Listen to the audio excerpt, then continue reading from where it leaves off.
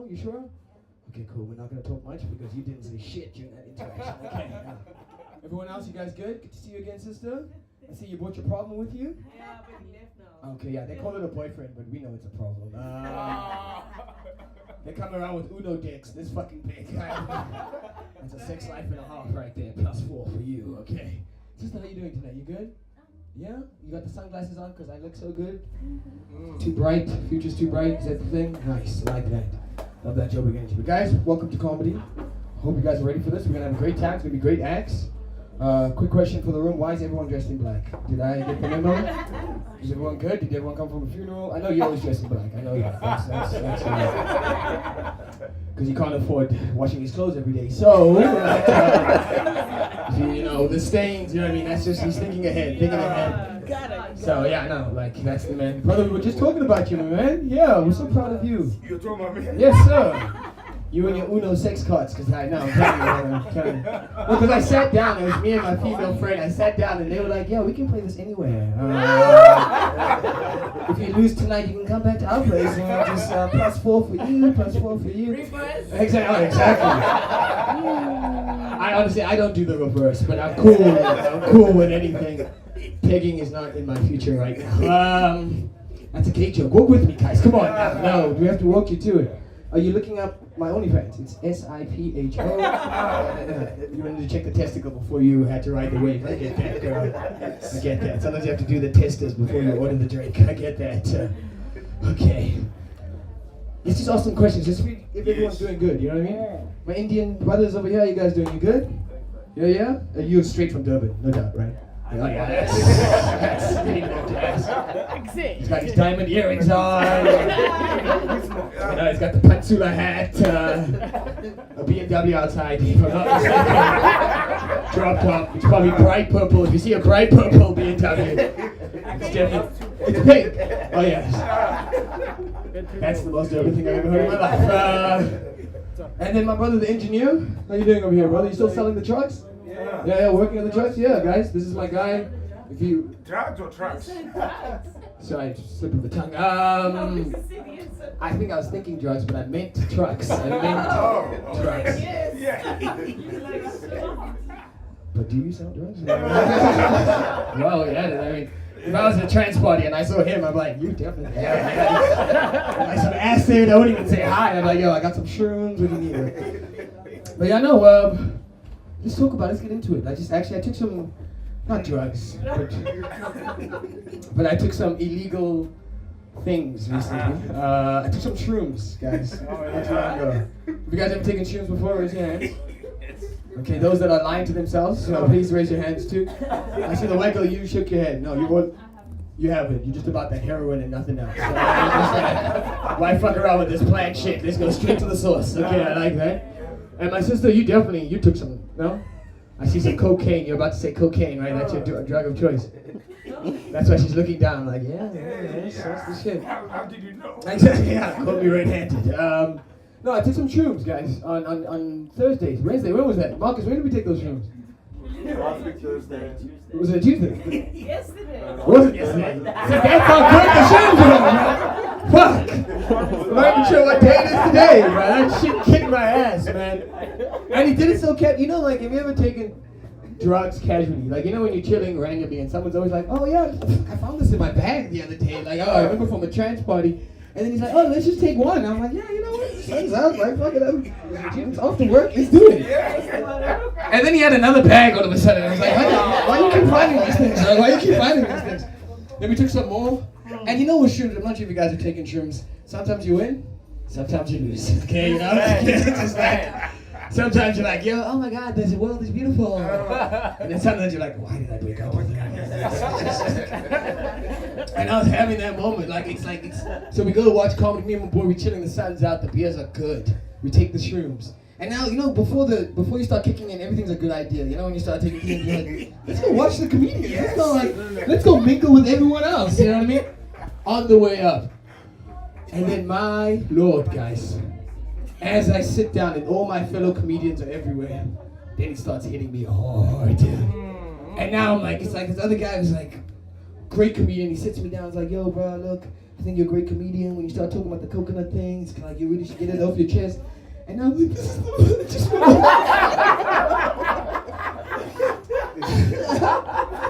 thank you for saying that. I felt this is something gorgeous.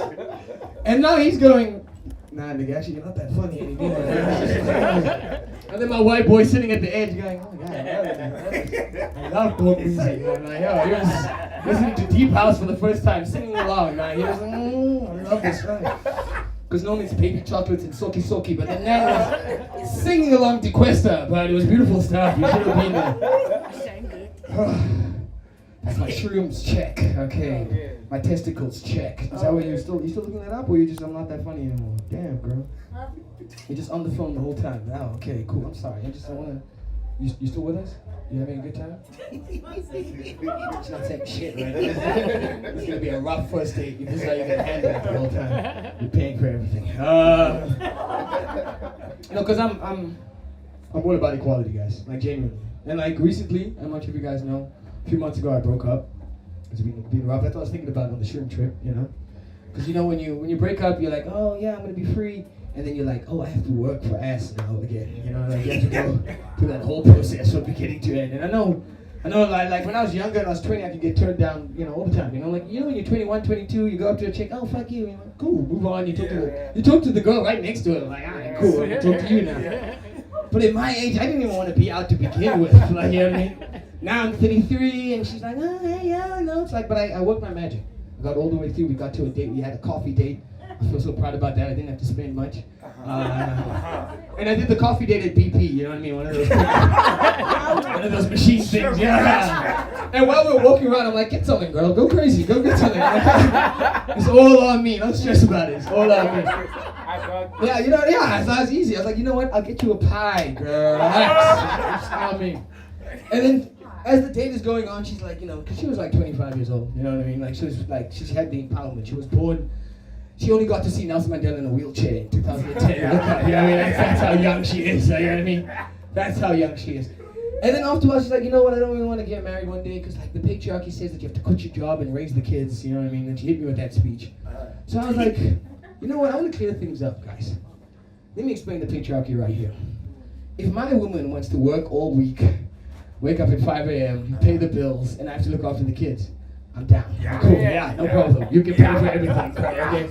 If you want to hold on to your job and your career, and I need to stay home watching Dragon Ball Z and Baby Shark, I can do that shit. Okay? I will watch Baby Shark the whole time. And when you come home, I'll massage your feet, all that shit. Okay? I am that. I practice patriarchy for real, for real. If you want to do all the work, go ahead, sister. Go ahead. I'll vote for that every time. So what I'm trying to say is, you're paying for the date. And the Uber ride home in the morning. Okay. Look at that. She wants to see the testicles, not me. Like, she said, oh yeah, next week we're going to check it out. I'm like, okay, Wednesday, 25th, perfect. Payday for you. You can take me to BP this time. Okay, you guys ready? Yes, I feel like we're ready. Guys, give yourselves a round of applause. Thank you so much for coming up through. Yes. Okay, we're going to start it up. We're going to have our first act coming through. Very excited. Very excited for this. Yeah, sorry about that. But everyone, we're gonna have a good time. Everyone's good. You're good. You're off the phone now. I like that. Give this brother attention. He is Pakistani or Indian or something or Sri Lankan. I don't know. They all look alike to me. Yes, I said that shit. But if you have issues with your phone, he can't fix it. When he is done. So my queen, let's give some energy for our phone fixer right here. Give me that clap right there. Yes. Very well. Ladies and gentlemen, please be on the stage, my brother, Akil!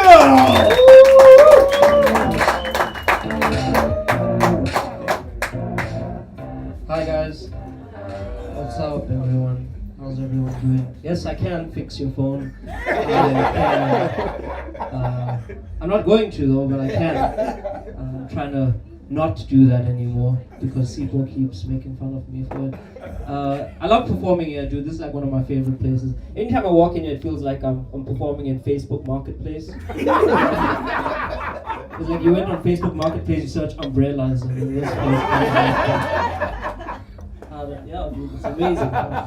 Anyway, my name is Akil. Akil Maharaj, that's my name. I don't know if you guys know, but Akil, it's kind of a weird name because Akil is a Muslim name, right? and Maharaj is a Hindu surname. You guys know Indian people. And like growing up, people always confuse me for being Muslim, right? But Akil is like, I realize Akil is the worst name to have.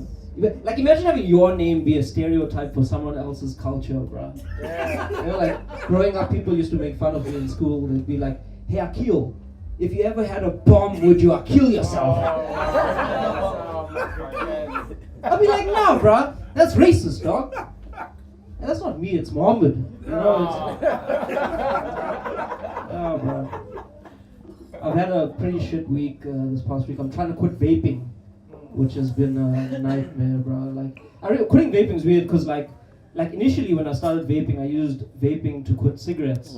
But now I'm so addicted to vaping, I'm using cigarettes to quit vaping.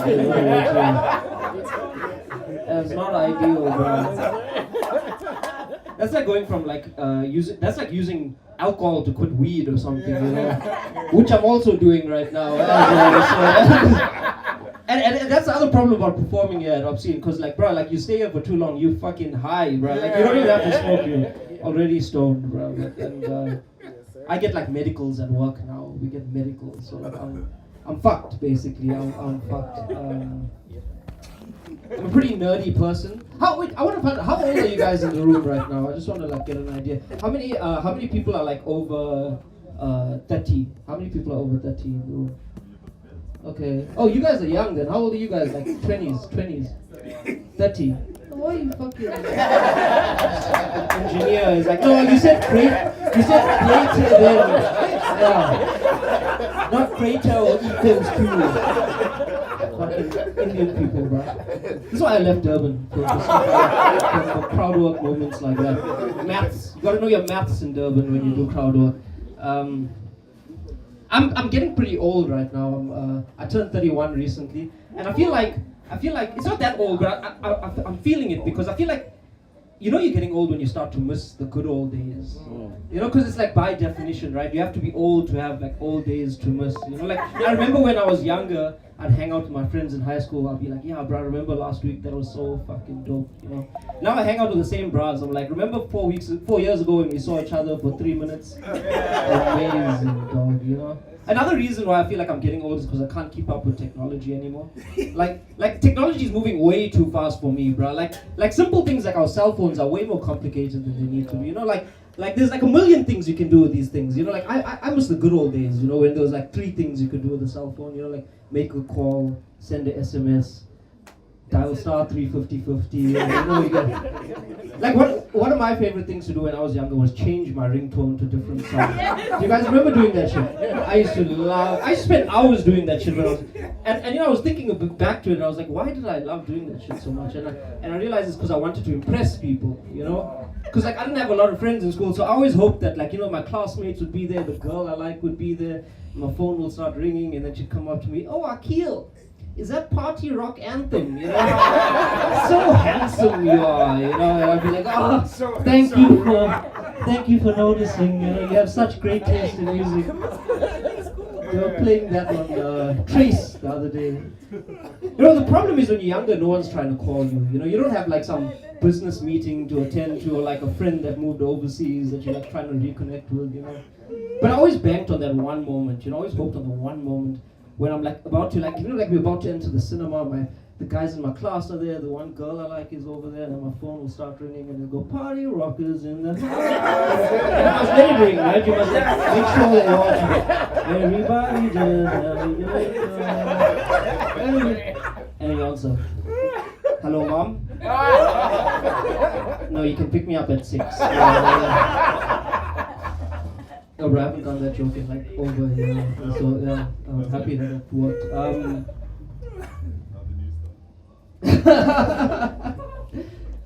Yeah. What else do I want to talk about today? You guys, I'm happy that you guys like. Oh, I was. You know what's another thing? I was thinking about nostalgia. Do you guys like nostalgia? Nostalgia feels good. You know, it's like one of those good feelings in the world. But like, so the other day I was like, I wanted some nostalgia in my life. I wanted to feel good. So I watched Dragon Ball Z. Sipho was talking about it. I watched Dragon Ball Z.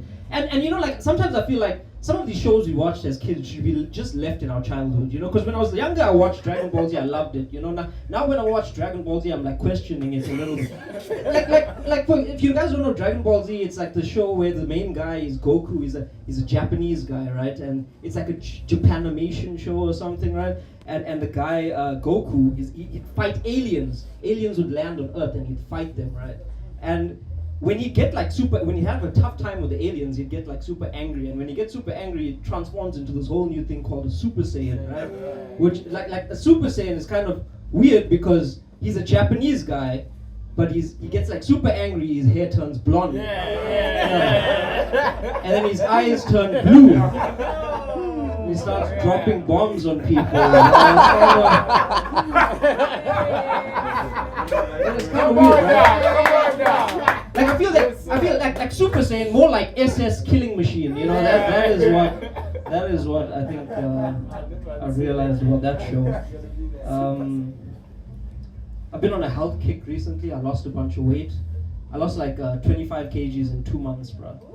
Yeah, dude. And like my friends were asking me like, Akil, are you on drugs? And I was like, nah, I'm doing intermittent fasting.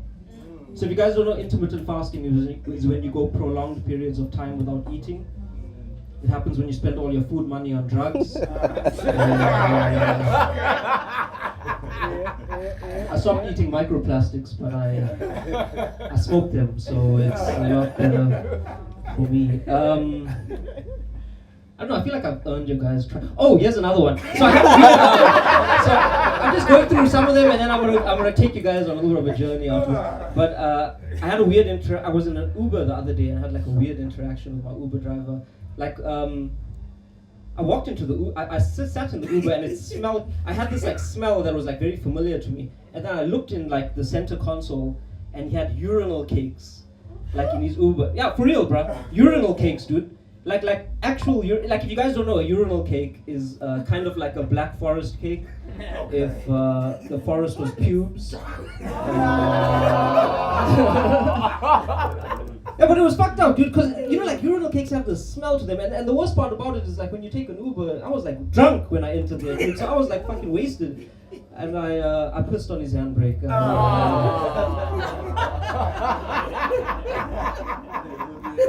Anyway, what else did I want to talk about today? Okay, so do you guys mind if I, like, talk about a little bit of, I'm going to talk about, like, some depression stuff. Are you guys cool with that? I just want to talk about.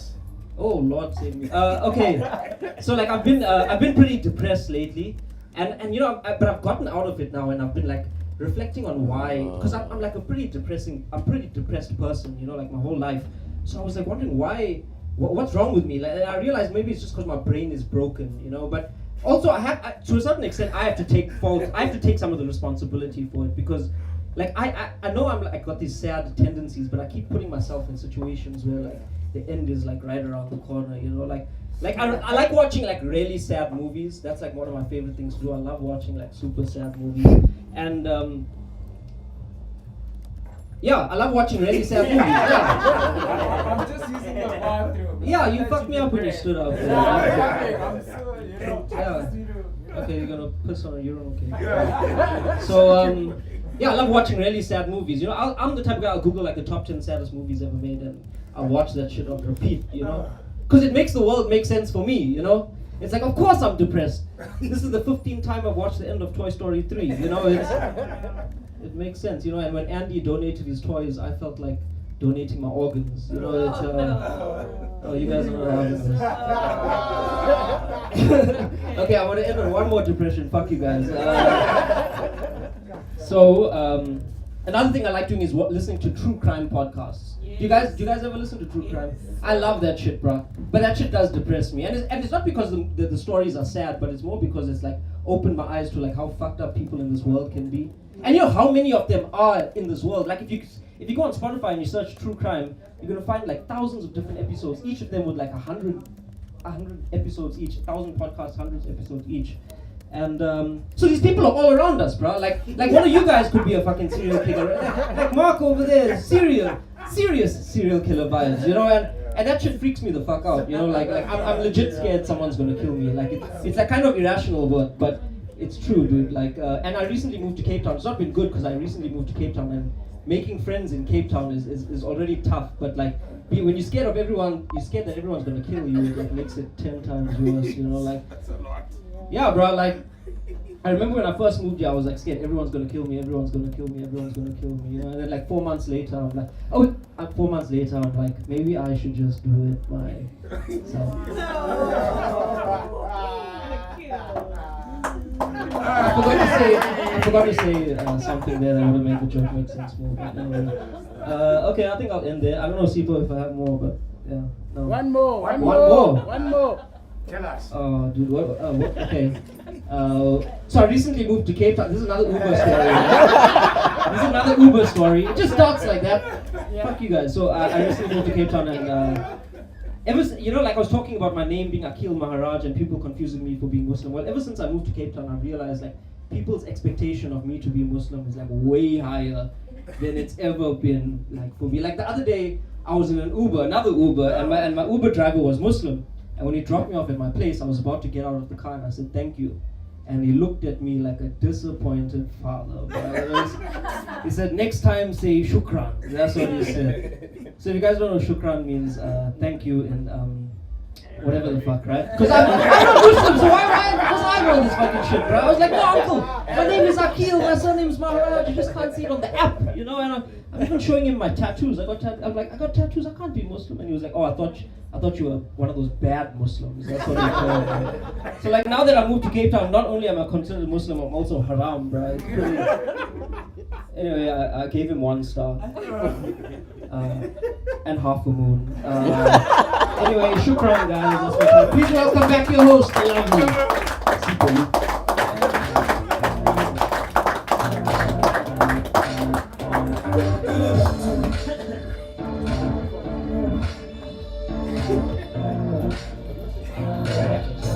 Yeah, one more time for our brother Akil, baby. Give some energy right there. My gosh. That was beautiful. Okay, so if there's any true crime documentaries about a random Indian guy killing the whole of Cape Town, we know he's right here. That is a serial killer. Gosh, nice to have it. What do you guys think about Akil? Did you feel good? Another Indian on stage representing? Yeah, it felt good.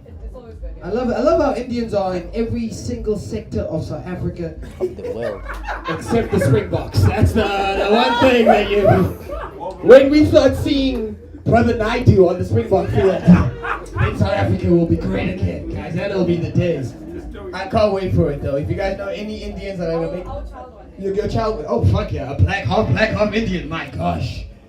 That's gonna be able to vote for anything right there. That is the one right there. Gosh.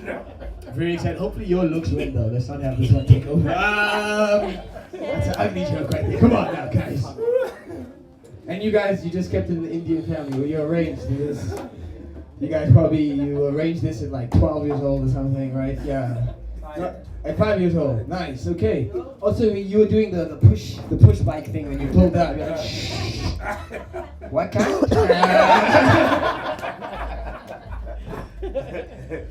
Oh, I'm gonna burn in hell. Okay, very excited. Yeah, okay, I'm not sure if everyone got up because I'm now on stage because the Indian guy, everyone was sitting down nicely, and then when he got up, he took everyone with him. More Gupta energy for the room. It's a financial joke, guys. Work with it. Okay, fuck it, you guys aren't ready for that shit. But you know, he was talking about the cell phones. You guys remember the old school 3310? Yes. You know what I mean? That was the phone of phones, guys. That was actually the king phone. The 3310, you know, because did you guys ever on the 3310, did you ever make your own ringtone? Yes. Yeah, like, have you ever had that? Where you tweet, tweet, tweet, tweet, tweet, tweet, tweet, and then you play it back, it's like, and like, this is the shit right here. I'm a fucking producer. Dr. Dre ain't got shit on me. That was the. But my favorite thing about the 3310, if you guys ever had a 3310, the greatest thing about a 3310 is that you never needed a Pakistani to fix your phone. You didn't have to go to no Indian guy or Sri Lankan guy. You could fix your own goddamn phone. Yeah, that was because of you. You could fix your own phone. Like the cool thing, like if you want a 3310, When your phone drops in the middle of a conversation, you could be on the phone, hey mom, yeah, 6 o'clock, don't forget to get me. Your phone could drop, scatter everywhere. You can put it back together. You can put that same phone back together and continue the conversation. Right? You're like, yeah, no mom, yeah, 6 o'clock, no problem, right there. That was the good old days, man. That was when phones were phones, man. Now if you crack the corner of your screen, the nigga looks you dead in the eyes like 2,500 rand, bro. You're like, yo, dog, it's just a crack over here. It's like 2K, bro. So I'm just thinking about the good old days. That was the time, man. Yo, 350-50 robbed us all. You guys have you ever seen A-Time leave your phone as fast as 350-50? Yo, because when 50 Cent came out, you know, like, PIMP. I'm like, I'm downloading this shit. I had 50 rand A-Time. They told me it's only gonna be 3 rand 49. You know what I mean? Like, I fucking bought it. And then SMSs just came through, like, yo, drop. By the end time I got to delete that app, 5 rand was back in my ATM. Like, yo. But I did do the porn one too. That's when they got me. That 350-51. Yeah, that was the one. Yeah. Exactly. Yo, remember those good old days, dog. That's where I actually improved my hearing. Do you know that? For about 3-4 years of my life, I listened to porn on volume 1. Just like the quietest volume you could ever imagine. My instincts got better. Like that's where like I can hear from a mile away, guys. Like I'm telling you. Have you ever had to listen to your parents waking up and watch porn simultaneously? It's a feeling and a half, right? Because then you're like, that's when you learn dick control. Like Emmanuel taught me dick control. Like I can bust on command, guys. Let me tell you, I got dick control. Because you have to listen, and you have to time the ads too. Now you have to time the ads. You don't want to Powerball ad while you got your dick out, you know what I mean? And you also can't fall asleep at the same time. You don't want to be staying there, laying there with your dick out. It's an uncomfortable feeling, you know what I mean? Like, because you had to, like, before you got to Emmanuel, you had to watch Anaconda with J-Lo.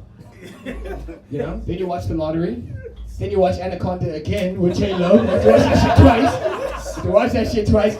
You wait until your dad passes out, you know what I mean? Like, when he starts doing that, I'm not sleeping, man. Then you have to, okay, cool, though, we're so close. LL Cool J just died, okay, we're so close, we're there. Then he passes out, and you're only like 14 years old, so you're barely awake too, but you're like, nah, I gotta see it, Emmanuel's in space this year. Oh, dog, you know? Emmanuel's in Egypt last week, let me keep up with the story, you know what I mean? God, long live Emmanuel. That's just for me and you, brother. Thank you, dog. Yeah.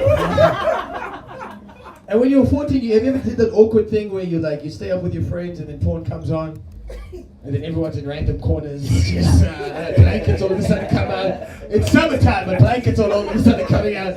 Niggas are at the corners over there. As a teenage boy, we did borderline gay shit a lot of the time, guys. Let me tell you. If you don't understand that, then grow up. Okay, that was a serious joke about my first gay experience. Anyway, let's have a good time tonight. I'm joking.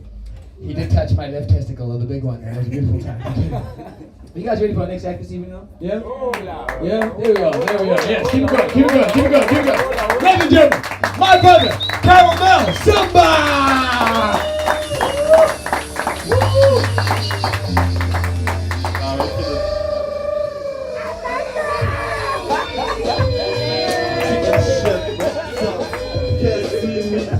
Time's up.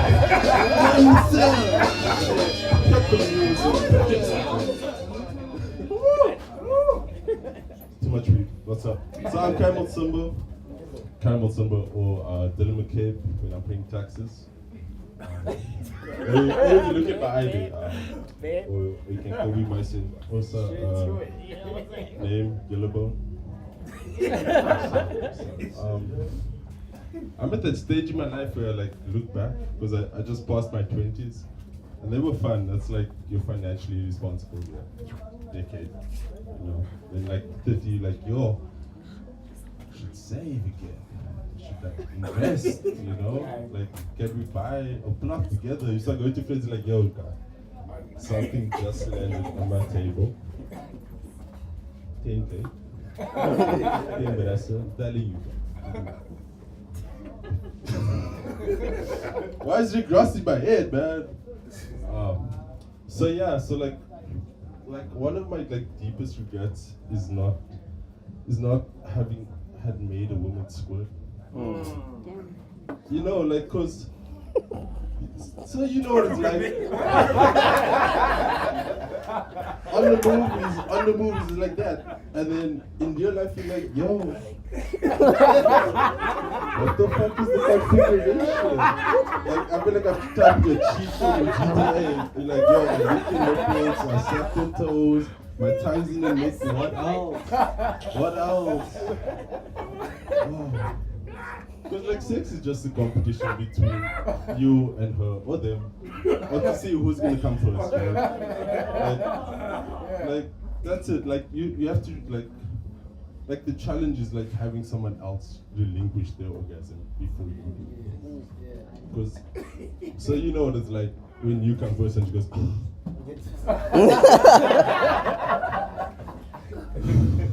So an Uber? You want an Uber?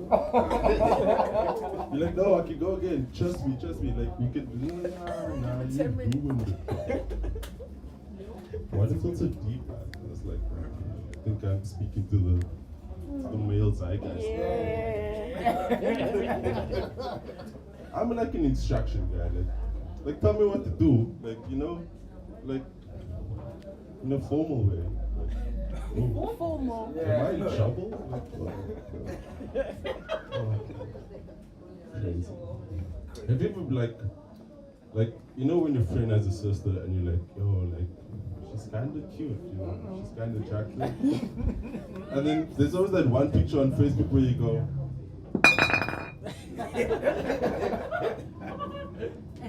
oh fuck, they get your life. Like, oh shit, am I attracted to the brother? You know, you just cover the top of the head.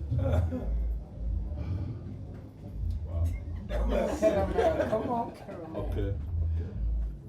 Like, life is subjective, you know, like winning is subjective, you know, like if you woke up in your bed on a comfy pillow under the roof, winning. Breakfast, or lunch, or dinner, or a snack at any time of the day, winning, right? You get an orgy? No. He's not because he knows. He knows that. He's thinking like, yo, is it cheating if it's a threesome? No. I'm both cheating. Is it though? You're thinking about it. Right? Right? It's not. Ma'am? Man. Ma'am? Found the point here. This is checkpoint. This judge. Benny Davis. I don't know. I forgot his name. Oh yeah. And the thing at like being like at these events, you know, it's like you have to get the timing right? Like you might not want to be the first person, but you don't want to be the third person. It's a bit like kissing your cousin. It's a guilty pleasure, but it's sticky. You need to take a shower afterwards.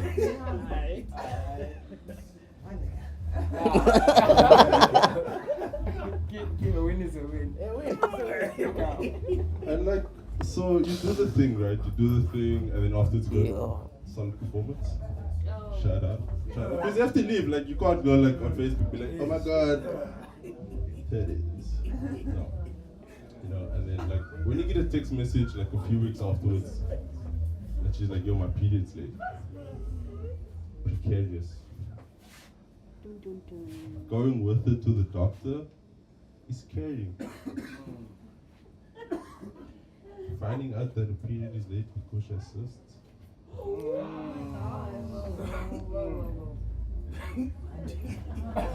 Tell us now. Win is a win, guys.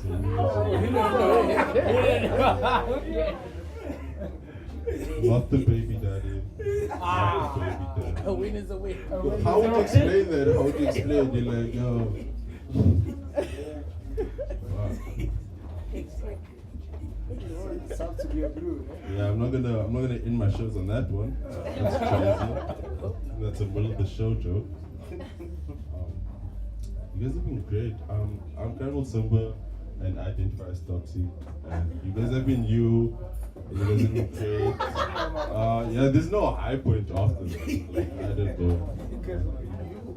I think I should think of a high point in that. Like, I've been trying to research like Like, what other reason would there be for period being late? You know? Like, do you know? There's a lot of reasons. Yeah? Please give me one that's not like cancer or cyst. Is she anemic? Is that why? Stress? Okay, stress. Like weight loss? Okay.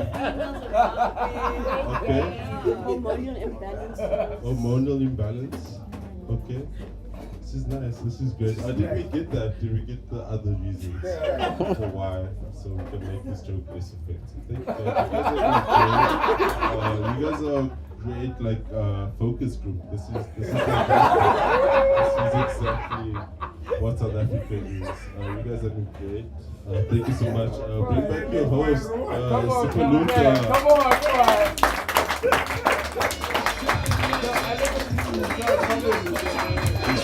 Yeah, one more time for my boy Caramel Simba right here, baby. Get some energy. I like it when the orgy conversation started, the couples were awkwardly quiet. You know? They're like, orgy, O-R-G-Y. What is that? I am so available for any couple that wants to branch out. If you want to figure out if you guys want to figure out if it's cheating or not, call me up. We'll figure it out together. Yeah, I mean, depends who wakes up the most awkward. I think that's the winner of the situation. Did you get your own publisher over here sending you off over? What's going on over here? Is she gonna do that for me after we do the dance next week? Okay, cool. Figure it out. She didn't even touch me so tenderly like that. Damn, girl, like you were like, hey man, girl, you better watch out for him. He's taking your man. Okay. So we're still talking about orgies. Let's focus, guys. Let's focus. So who has been in an orgy? Who's been in an orgy? Come on. No, it's a safe space. It's not a safe space. Is it? Oh, so he definitely been in an orgy right there. That is with your beautiful black ass. I'm sure there's white girls like, come here. You probably go to the airport. I'm waiting for German white women to do orgies. Respect. Do what you have to do to make it, brother. And you guys, no. I was actually very interested in that because after the Uno, after we did that Uno, you know, because you guys kept hitting me with +2. I'm like, all right, +2. All right, girl, I see you. And there's one of each color too. I was like, oh, you ready for this? It's an orgy joke. Work with me, guys. Anyway, fuck it. You're not ready for that kind of sex conversation. I see the couples got quiet again in the back there. Yeah. Ladies, you guys, orgy vibes, no? One was like, hell no. The other one was like, I love how my white girl in the back answered, even I wasn't even talking to her. She was like, yeah. Who is asking before I deny anything? That's why you gotta have white girls in your crew, dog. With enough cocaine, anything can happen. Anyway, who said that? Let's keep it moving. Dylan, I see you felt uncomfortable there on that one. I'm so sorry. Orgies. So you remember the birds and the bees, right? So, imagine there's a lot of birds and a lot of bees. And it's just like, it's this animal planet. You know what I mean? It's a haze. No one knows what's going on. I do recommend, though, I'm not saying I've been in one before, but I do recommend, if you are in an orgy, you keep one light on. You want to see what's happening around you. You know what I mean? Like, don't have it pitch black in there. Just keep one light on, because you don't want any surprises. Sorry about last week, man. Sorry about last week. That's what it is, bro. Yes, you guys ready for our next comedian this evening? Let me feel you guys, baby. Yeah, keep that going, keep that going. Ladies and gentlemen, my nigga, Adrian Matista.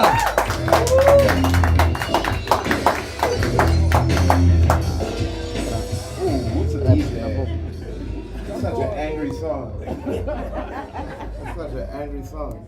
In the car, I was listening to I Try to Say Goodbye, and then that came on. That's crazy. That's really crazy. So guys, I just came back from doing some shows in America. It was really, really cool. Shows went great. The people are absolutely cock though.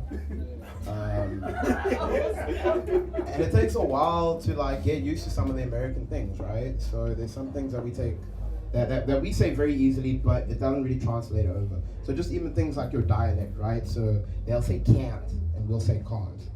Or they'll say battery and we say battery, right? Things like that.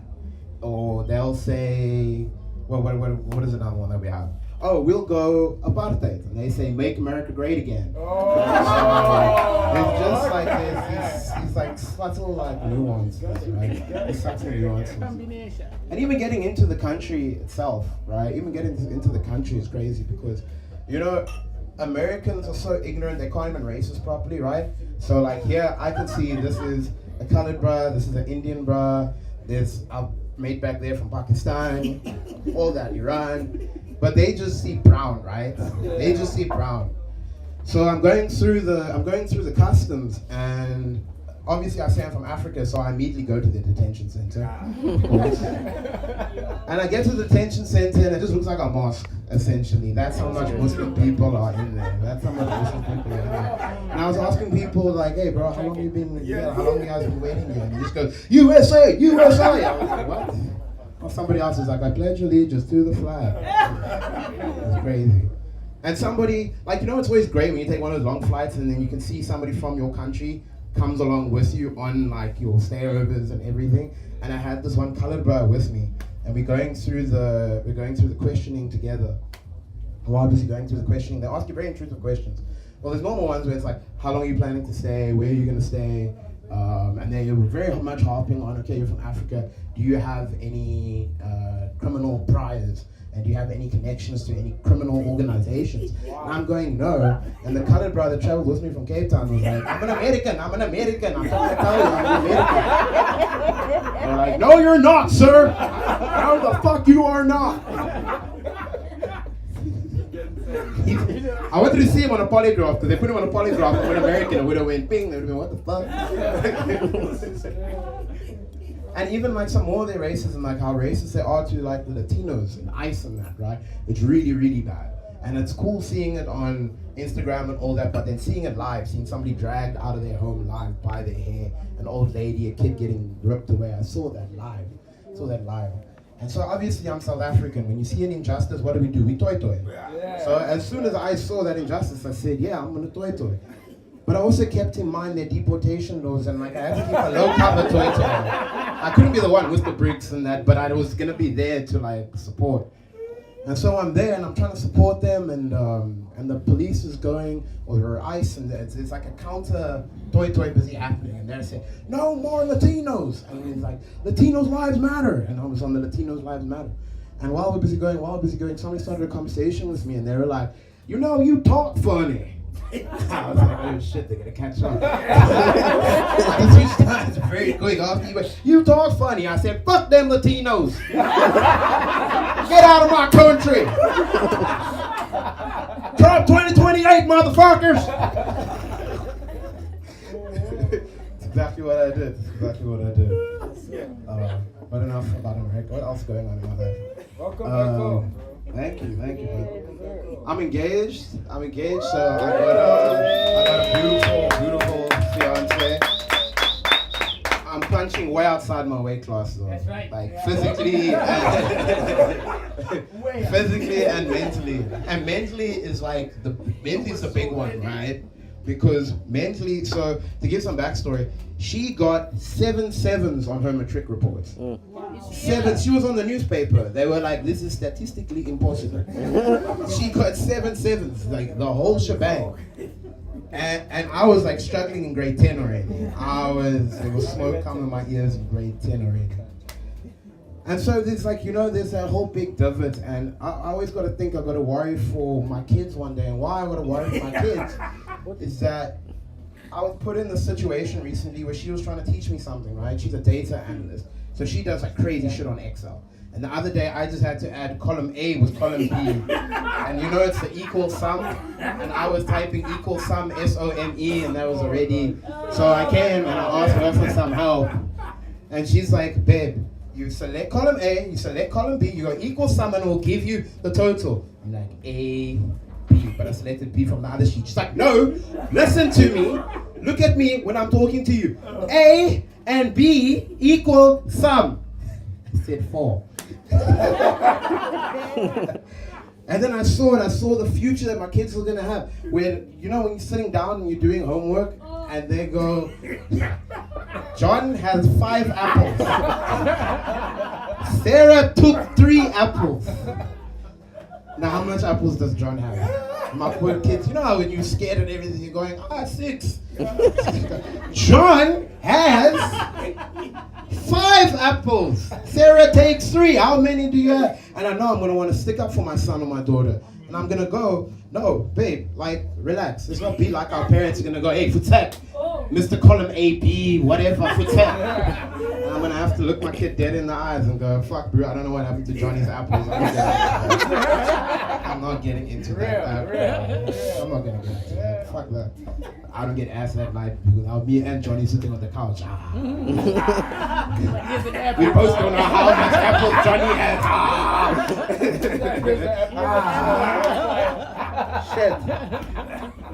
Shit. Where's that?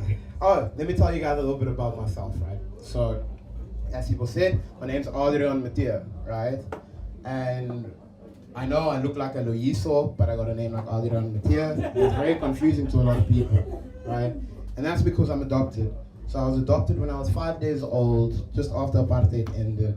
My dad is a Boer and my mom is English. I always love when I tell the truth and people are like, a Boer. You know how I can prove to you that I'm a Boer? I hum the vernac part of the national anthem. And then 80 blow final saying. But no, that's my background, right? And I'm Zulu. And people always give my parents props. They're like, oh, you took this little Zulu on your stoop and you brought him into your home. It's so beautiful, it was so lovely, you know, you got such a big heart. And I always tell people, I correct them, I say, no, that's not what the case was. Because my dad was panicking after they said, and now it is the end of apartheid. He went, oh, fuck. What are we going to do now? And he was like, babe, they're going to be allowed on our beaches. They're going to be going to our shops. And they're going to be in the pools, but they can't swim, so I don't get what the fuck are they. So my dad was panicking. So he came home that night and he went to my mom and he was like, babe, I've got a plan. It's crazy, but it just might work. And then he started running after little Zulus like Pokemon. Come here. Do you want some land? Come here. My family reunions look like an apartheid reenactment. Including the Afrikaans mooring the people. Hey! Clean your room. I don't know why I get my dad a black accent.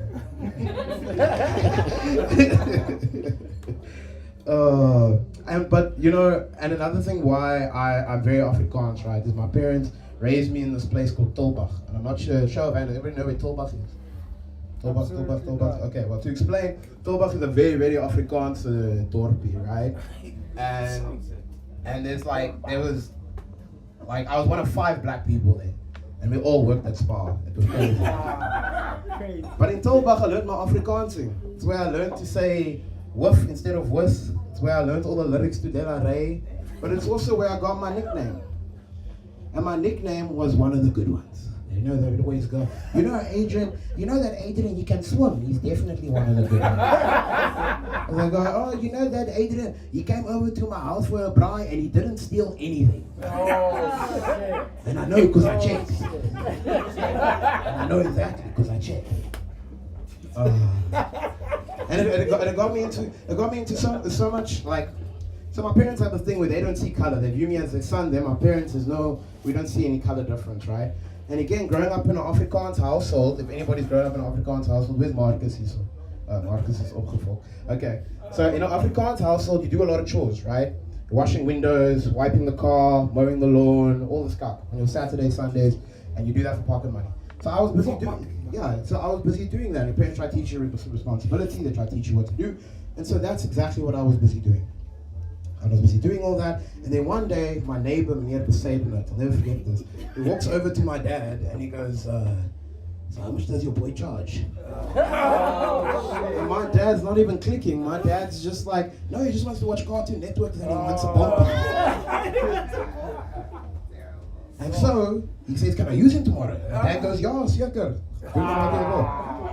So the next day comes and my dad goes, you're going to go with me here Besaidenout today and you're going to wash the windows, do the lawn, whatever you ask you to do, just do. I'm going to give you some extra pocket money.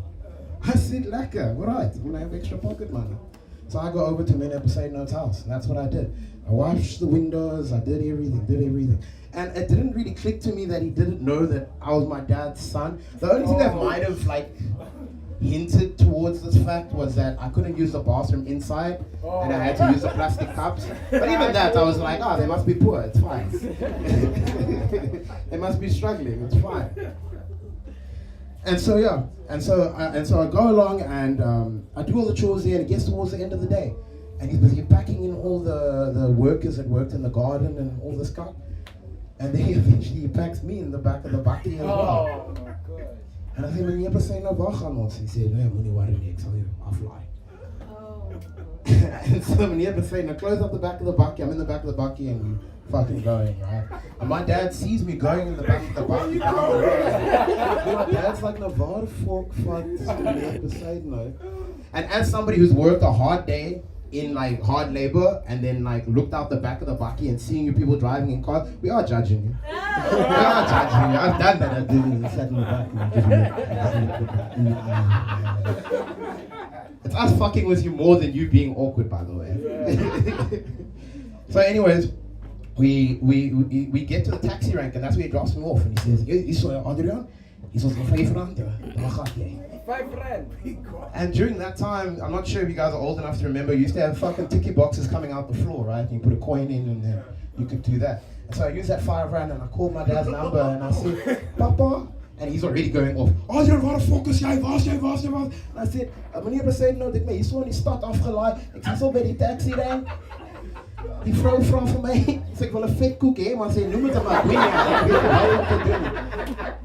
And so my dad rushes over there, my dad fucks off over there. And he picks me up and he's pissed at me this whole time. And he gets back, he doesn't even put me back in the house, he gets out the bakkie, and I'm gonna go in front, that's not even Poseidon. And so he's knocking on the door. And meneer Poseidon finally opens up, oh Henny, hoe gaan dit? He said, fuck jou man, hoekom het jy my kind afgelaai, daar in die fucking taxi ry? Hoekom het jy dit gedoen? Ek het met jou heel dag gelos, ek het jou vertrou, I trusted you, I gave you my son. What happened here? And he's like, nah, but you say no. I was like, what the fuck? What do you mean? I dropped off your boy. I didn't see your son anyway. I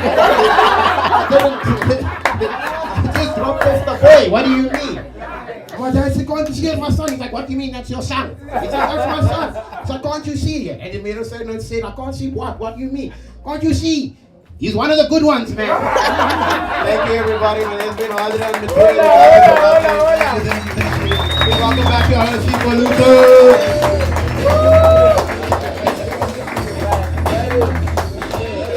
Woo! One more time for our nigga, Adrian over here, guys. Damn. If you see him at Spa, please just let him know he did a good job at comedy.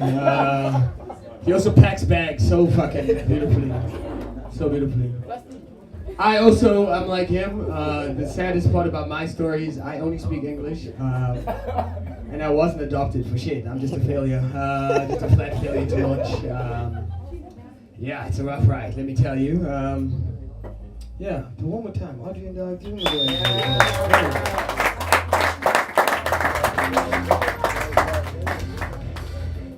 I like how you're playing seriously white music while he's I've never heard that much guitar in my life, though. I know, you're like, just let me do it for my boy, Audrey. And I know the lyrics to many men. Oh, you do? You do? I thought it was gonna be like, Shady's mom's gotta get it on. Like, you have that vibe about you. But anyway, guys, all jokes aside, he still does the garden work. If you are interested, he still clean the fuck out of a window, let me tell you. Okay, let's keep it moving. Next, we're gonna have some Joburg niggas come through, okay? We're gonna give some English some support. Don't clap that hard. They're broke at Joburg. They're not gonna pay for shit. So just focus on the jokes. Very excited. Thank you guys. Thank you for coming through. Thank you again. Thank you for the pizza slice. We are doing a donation thing. At the end of the show, if you can hand me your cash. You can call it giving back to the community. I don't know what you're saying. I run a charity. It's called Sipho's bank account.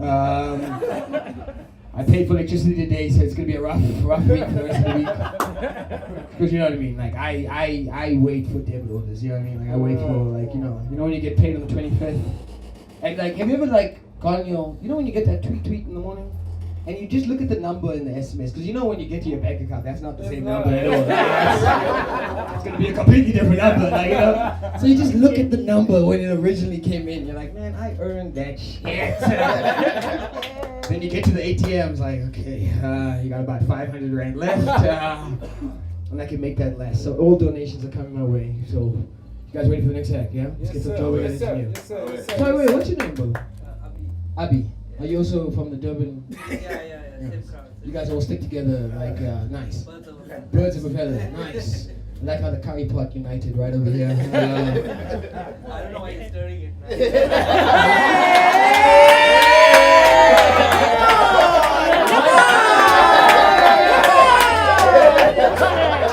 And on that note, guys, please give it up for my boy, Mo Latifa!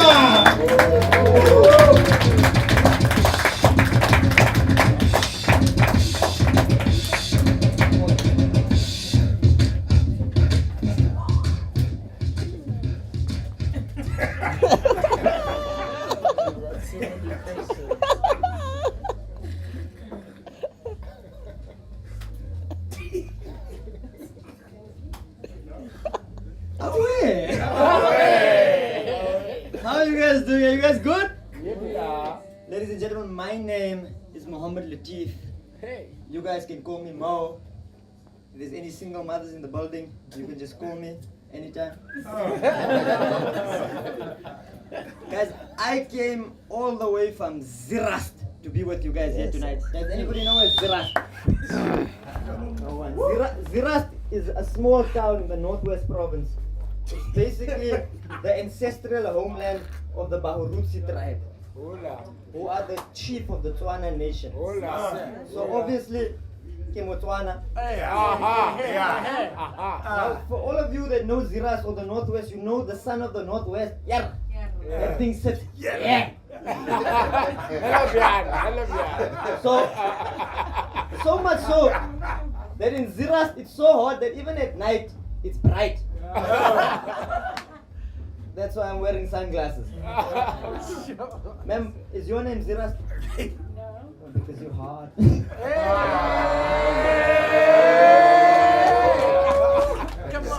But guys, I've been thrown off hard since I've gotten here. The first time somebody introduced me on stage as broke. I'm the most overdressed comedian that has ever walked. Oh yeah. Yes, sir. And that wasn't the only fucked up thing. This bra called me a Pakistani. I've been called a Pakistani before. I was never offended. But I've never been called a Pakistani by the king of coconuts.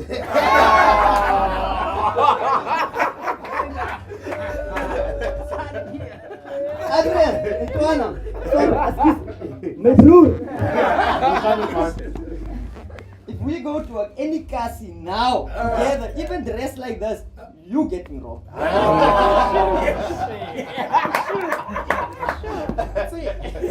Guys, I'm just here to tell you the truth, right? I'm a big fan of history, right? And the particular subject of history that I'm into is the history of conquerors and leaders, right? The other day, I was reading about a 6th century Roman general who deposed his emperor. His name was Focus. Focus killed the emperor and he became the king. And I thought to myself, wow, first Zimbabwean to ever steal a child.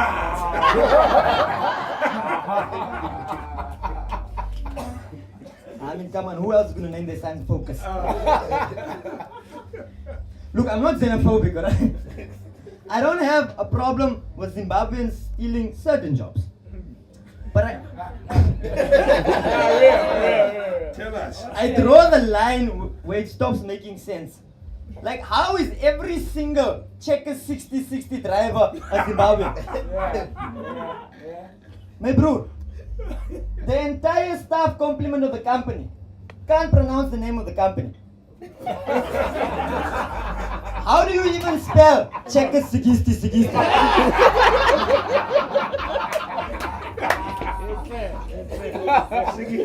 South Africa's a fucking movie. I need an ad break. So So I did that. I was fortunate enough to visit France. And while I was there, I had to face my biggest fear. I was constantly surrounded by dogs that don't know Fitsek.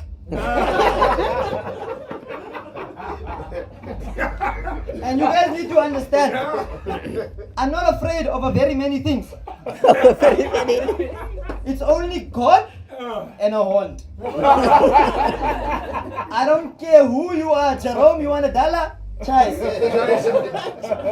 But Sporty, even if Sporty is young, I'm there. My parents weren't Africans. And you need to understand, I'm from Ziras, right? Ziras is an Afrikaans town as well. I went to a fucking world school. So I speak Afrikaans like Adrian, met stem. So my only representation of white people were Afrikaans people. But when I got to France, I realized, I always thought it, but I confirmed it, Afrikaans people aren't white. That's crazy. You know how I came to the conclusion, bro? Afrikaans people love their dogs, right? Like they fucking kiss their dogs on the lips and their children. They're very lippy people. I mean, their dogs have Dot-Sure insurance. Yes. Right? To me, that was white. In France, they fucking comb the dog, dress it. Have you seen a dog wearing clothes, my bro?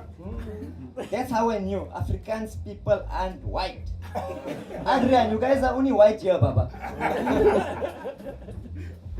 Overseas, in a room full of other white people, if you're Afrikaans, you're the black man there, bro. And look, I love Afrikaans people. Okay, I love Afrikaans women.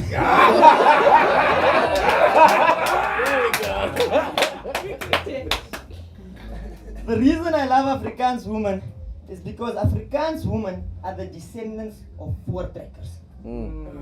So they're used to settling.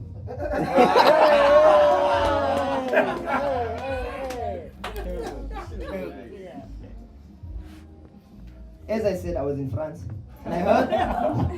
Now I'm just flexing. But I heard a stereotype about French people. Apparently, French people stink. Right? But I don't want to listen to it. Because I'm from South Africa. I know somewhere in France they have a stereotype that we're walking around with lions. There's no lions here, Papa. Just parrots. No lions. Just paras in China. Just paras. Fella. Only animals. So I went to go verify it, my bro. I went to their cliques. It's called a la clixe. I searched every single fucking aisle, bro. Adrian, there was no roll on there. Now I understand why the French people talk so funny. They're like, bonjour. Merci. It makes sense. They're blocking their nose. Oh shit! And while I was there, I visited the Louvre. Are you guys familiar with the Louvre? Yes. The museum that just got robbed recently. Yes. There was such a dumb robbery, even a para could have pulled that one off. Yeah. Lucky they don't have nyaupes in France. There will be no paintings left. But anyway, I was walking in the Louvre, and basically the Louvre is filled with pictures of naked white people. Right? I think that was the first edition of Pornhub. But what I found shocking was there's so many thousands of different paintings painted by so many thousands of different artists. But in every single painting, the depiction of the Caucasian phallic instrument was minute. No, for real, bruh. That thing wasn't even EPP. It was just EP. As an African, I don't know. Fuck that. Who am I lying to? As an Indian, fuck. I don't know. It seems like they weren't lying. I'm a Muslim, so I'm circumcised, right? Is there any uncircumcised people in the building here tonight? I can see those feet, they've never seen a mountain.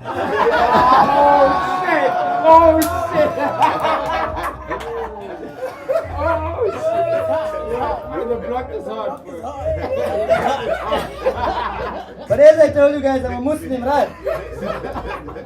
And you know the stereotypes about us too. But as you know, us Muslims, we don't drink in public. See, we drink like how you watch porn. All the time. Incognito.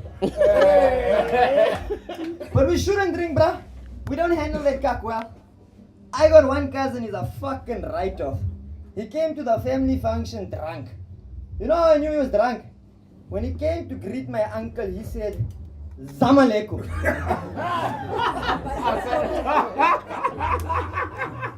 At least he was proudly South African about it.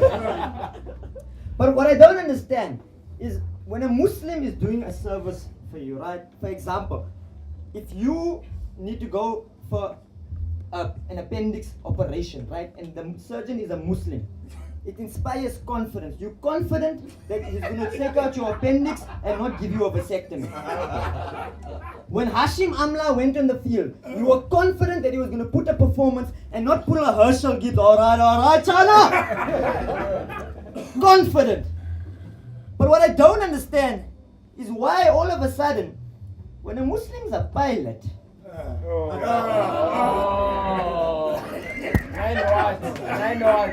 you guys aren't so confident anymore. I want to tell you guys this, bruh. We don't want to blow you up. And if we did, we wouldn't put the plane on an aeroplane. We wouldn't put a bomb on an aeroplane. We'll put it in your phone.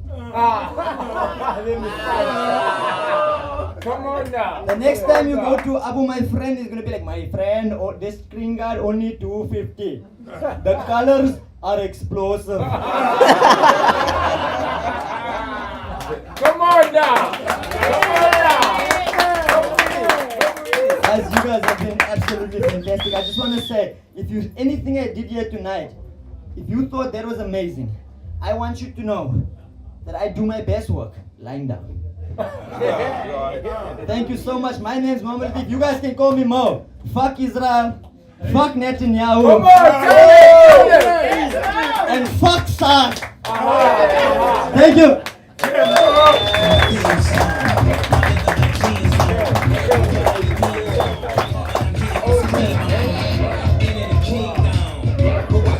Yeah, one more time for my nigga Mo right there. Use some energy. Yeah. Woo! That was amazing stuff.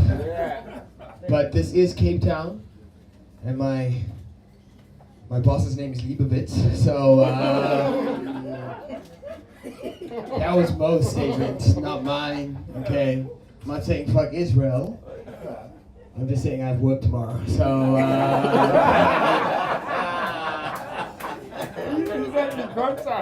And I work at Sea Point. Come on. And we are recording this right now. So I will be there.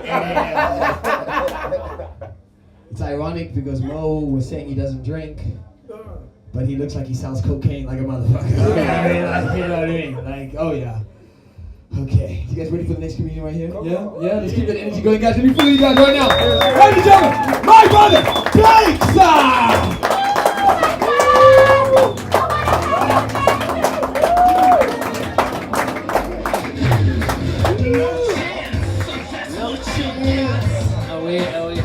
Thank you, DJ. I always wanted to be in the WWE. Just with someone with a push club. That's my finishing move. 1, 2, 3, block myself. Away, guys. It's nice to be in Cape Town. It's nice to be in Cape Town. I'm from Joburg. Well, it's nice to be anywhere when you are unemployed. Yeah. Unemployment is rough in this country. Man, do you work? I'm studying. You're studying? Okay, unemployment is coming for you. Don't worry, believe in yourself. Unemployment is bad in this country. 8.2 million people are not working in South Africa right now. 8.2. That's scary, right? At least there's a few of us here coming to tell you guys jokes. Man, unemployed people are not completely useless. We tend to be funny at night. Joburg, I'm from El Dorado Park. Anyone heard of El Dorado? Yeah, I'm from El Dorado Park where all the crime is. And I'm a reformed criminal myself. I had to quit the crime. The competition was getting way too tough. You guys are laughing, but I can tell you since the pandemic hit, all the criminals have been working from home. When we started robbing each other, I knew it's time to do something different. Imagine the one day, ma'am, I tried to rob someone and they robbed me back. I'm saying they, but it was only one person. It was in fact a lesbian. Now I can feel the judgment in the room here. How can I let a lesbian rob me? The lesbians in the El Dorado Park look just like me. Only I look a lot more friendly. That lesbian beat me up and took my cell phone. I got home and told my mom, they hit me. You see how far crime is going in this country. Come on down, come on down. The crime is even teaching us to use the correct pronouns. My mom phoned the police. She said, send help. They gangbanged my son. I'm trying to get her attention. I'm like, Mom, it was one person who was a lesbian. My mom said, send help quickly. The lesbians gangbanged my son. I'm like, Mom, don't be silly, man. It was a girl. And she had a scissor. My mom was like, they scissored him. Mom's not making things worse, eh? Because now I had to go to the police and explain to them why I didn't enjoy being gangbanged by a bunch of lesbians.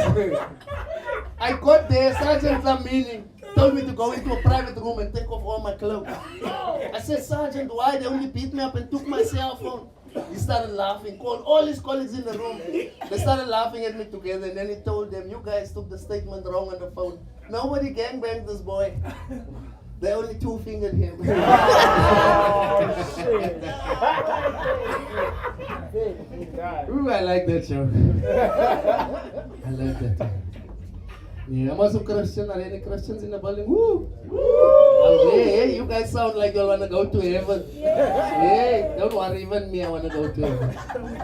I'm Christian, but at church, they tell me I don't look like a Christian. Can you believe it? Can you imagine? I've got 11 piercings. 11 piercings, and they can't see that I'm holy. They say I look like someone that sells dacha. And that is exactly how I started selling dacha. I mean, why wouldn't I sell dacha if the market research does itself? Wherever I go, people want my product. In fact, I'm not here to only tell jokes tonight. If there's any smokers, let's meet outside. You make some money while I'm here. And look, I understand why people want dacha from me all the time. I just look like I have it, right? Yeah, no doubt. I do have it, but that's my dacha. No one's business. It's just weird, like the places where people have asked me for dacha, like one morning outside of church. Guy walked up to me, told me that he just finished work and that his shift was very stressful. Then he popped the question, do you have dacha? I said, aware, Pastor.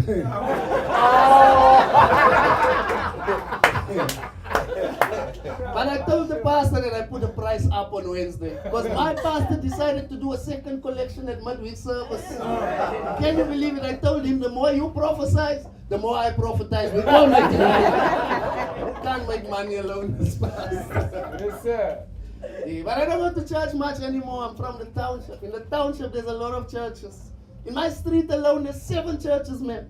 7 churches. So on Sunday, I just take a walk. And the message finds me. I'm smart. But as a kid, I wouldn't dare take that chance of not going to church. Yeah, because when I grew up, Christian, like religion was enforced with pure violence. My mom used to hit us for everything. I remember one day she got home from work, the dishes wasn't clean. And she hit us that evening, she repeated the same words over and over. She said, my place looks like a whorehouse. My place looks like a whorehouse. You know what a whorehouse is. I can see. You just look like the type.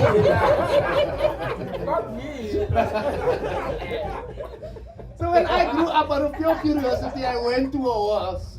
I wanted to see. I just went to the door because I wanted to see what the place looks like.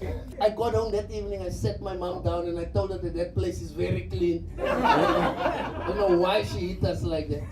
But now that I'm thinking of it, like my mom is the most Christian person I know. And guys, how does a devout Christian woman know what a whorehouse looks like on the inside?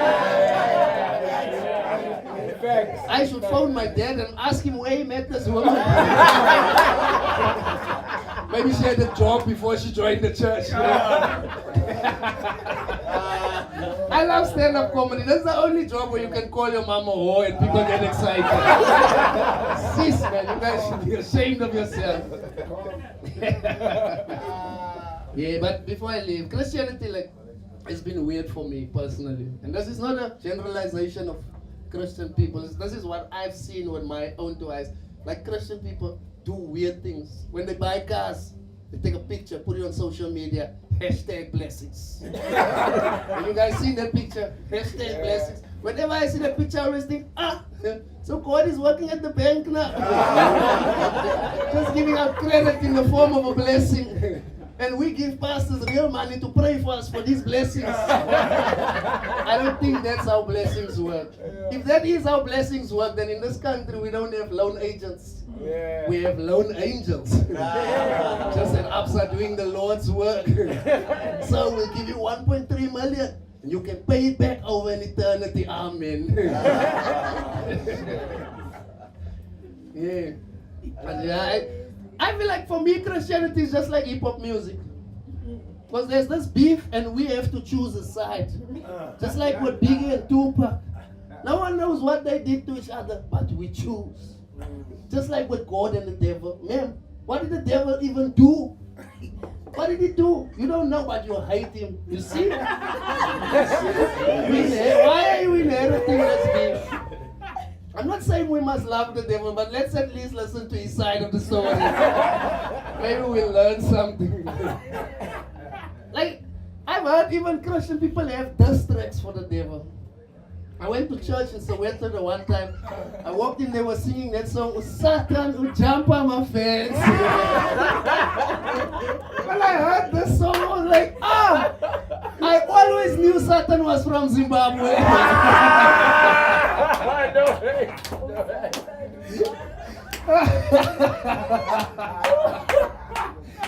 Yeah, someone else was probably convincing us to do evil. Then Satan came from Zim and took that job also. Satan don't fuck around. But my name is Lex. You guys make cool. Let's go to the next people.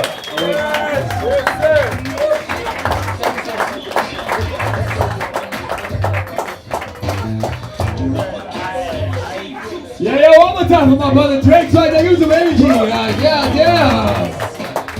Woo. Okay, just gonna do another disclaimer for a second. Because all the people in my office are from Zimbabwe. We still need you guys to clean the dishes. No, I'm lying. No, don't be rude though. But if you do make it in life, don't hire any Xhosas and Zulus at all. Because we show up late with confidence. Like, have you ever been late to work and ask them questions? You come on you're on the aggressor. Like, nigga, why are you late? Why are you asking me? Like, shit. You just, yeah, you gotta come aggressive. That's why we gave you guys all the freedom that Xhosas. I'm not sure if you guys know how Nelson Mandela left Robben Island. He just walked up to Quibus one day and was like, you know what, bro? Fuck.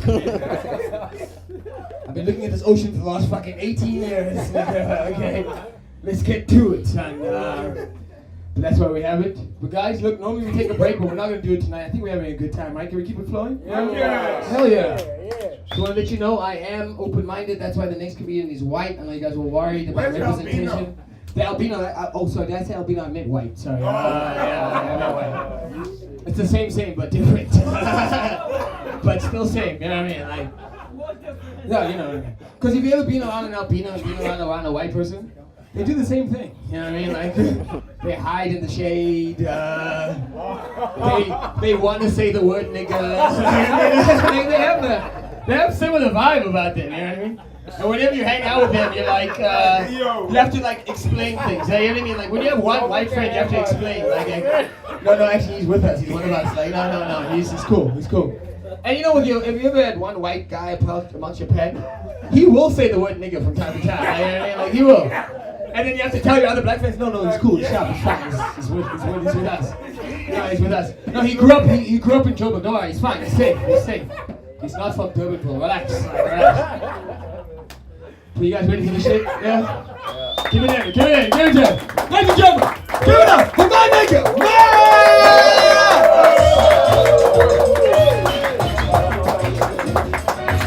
Thank you. I didn't know I was the first white guy, but anyways. I'm glad I'm here. Thank you guys so much. This has been one of the best comedy nights I've seen in a long time. I've been away overseas, doing the white stuff. So I'm back now, and I love this country. I love this show, guys. Well done, and everybody was really special. Woo! I was born in 1991. Jesus.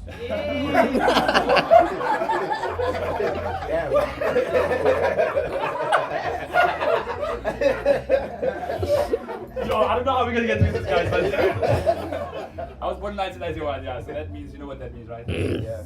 I benefited. Yeah. I benefited, guys. I'm guilty. And I benefited after that as well, so yeah, you can just point to me like, I believe in the reparations. Yeah, we should pay. So, Mo told me.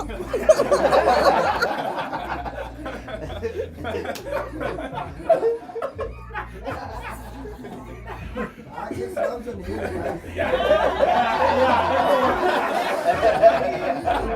Thank you, brother. Thank you. So, Sipho told me I had to pay to do this tonight, so I said, it's fine, that's a good deal. That's a good deal. I'm coming. So, here I am, and yeah, my mother obviously didn't know that the New South Africa was coming because she gave me the most white name you can ever give somebody. So, it's there's 4 different names, and then there's a double barrel surname. He's white, guys. Yeah. So it goes like Matthew, Norman, John. Yeah, so wait for it. King, the surname's a double barrel, so it's Kingsley Hall. Yeah. He clearly did not know that there was a New South Africa coming. Yeah. No. So I'm like, Mom, you set me up for a disaster here, guys. I need to change my name. So I went and I looked up what my name means, Matthew. It's it's a Hebrew word. Yeah. So even that's not even a good thing. Your name is Norman. So then I said, okay.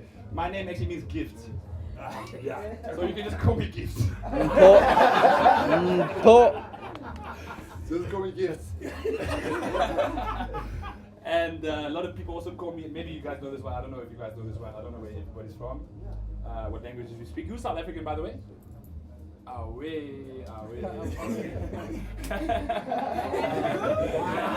No man, where you from? I'm from Jersey, bro. So back in Jersey, they call me, I want you guys to finish this one, because it's a long name. You guys might know this, Mute. Spam-senor. That's my name, yeah. So anyways, now I'm prepared for the New South Africa.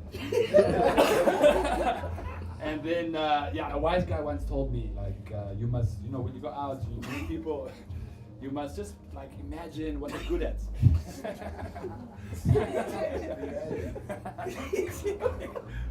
So I thought we should do that exercise, maybe you can tell me what you think I'm good at. You can just take a shot, anyone. Masturbating. Hey, nice. Well done, well I done. thought you said mashed potatoes. So like, I'm glad I came on later because I got to see some of your guys' shows. So like, yeah, like, I mean, you look nice. You look like you're good at accounting. You look like you're good at rugby. Hey, yeah. What's up? What's up? Where's that guy? Where's that guy who knows a lot about brothels? He was sitting there. He's gone. And that Arab guy, where's he? He looks like he's good at flying planes.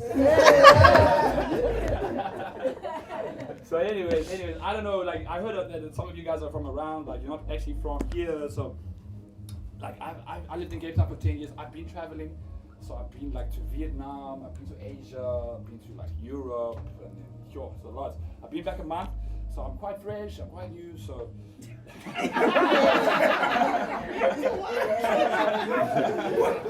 just want to get a sense of like what's happening. I just want to get a sense. I need the updates, exactly. I just want to know what's going on. So, yeah. So, anyway,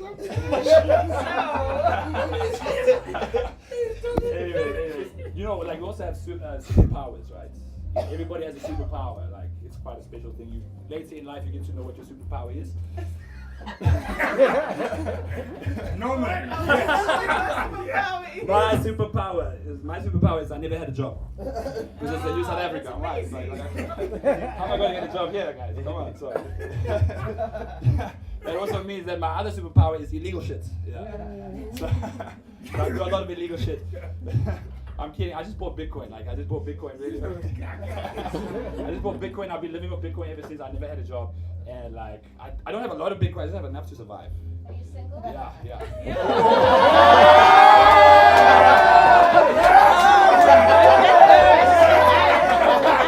South Africa.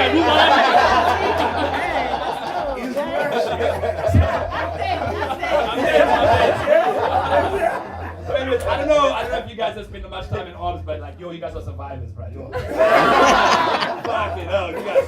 So I got something planned for you guys tonight. So like, I wanted to play this game of Never Have I Ever. Have you guys played that game? You guys played that game? It's a white game. Yeah. Anyways, I'll tell you how it works. Like, you go like this. Never have I ever. You can make it up. Anyone want to try? Never have I ever. I'll say something like eating a pizza. Yeah? So now you have eaten a pizza. So you must cheers. You get it? Cheers! Hey. Yes. Wait. So I want to test your guys' observatory knowledge. So tonight we're going to play Never Have I Ever Observatory Edition. Oh. I've got a list here. No man. Yes, no, man. So I don't want to waste your time. Here we go.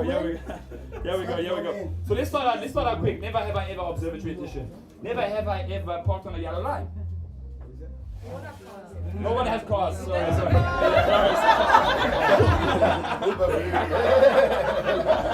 We're Ubering. Alright, so let's do that one. Never have I ever caught an Uber in observatory. Cheers! Well done. Alright, here's the list, guys. So actually I went around and asked some people who've been in observatory a long time. Yo, what's the craziest shit that happened to you in Obs? I never lived here, I lived in Woodstock.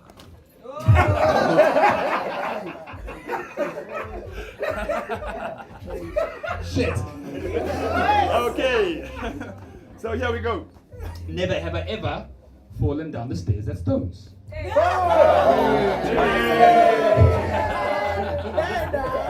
done that? Yeah. Okay.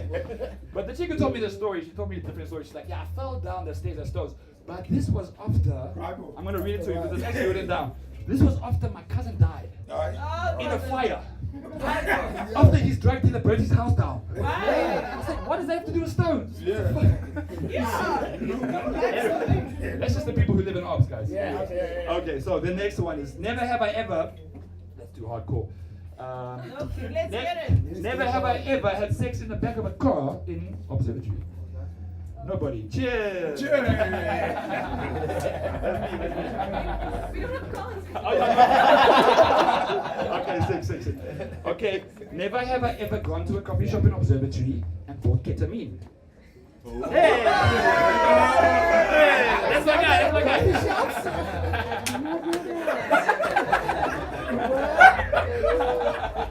Okay, I like the crowd, I like the crowd. Next one. This one's whack, guys. Never have I ever. This is a real story, guys, so don't, it's not funny. Seen a naked woman. This ain't Obs, guys. This is Obs real, bro. Never have I ever seen a naked woman pleasuring herself on the sidewalk.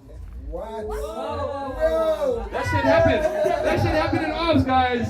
That shit happened in Obs. No. Don't look at me. I didn't make this up, guys. This is real shit, bro. All right. Okay. I'm gonna just do the last two ones. This woman. Yeah. Okay. Never have I ever been to a house viewing where the agent was a junkie. You know what I mean? Cheers. Yeah.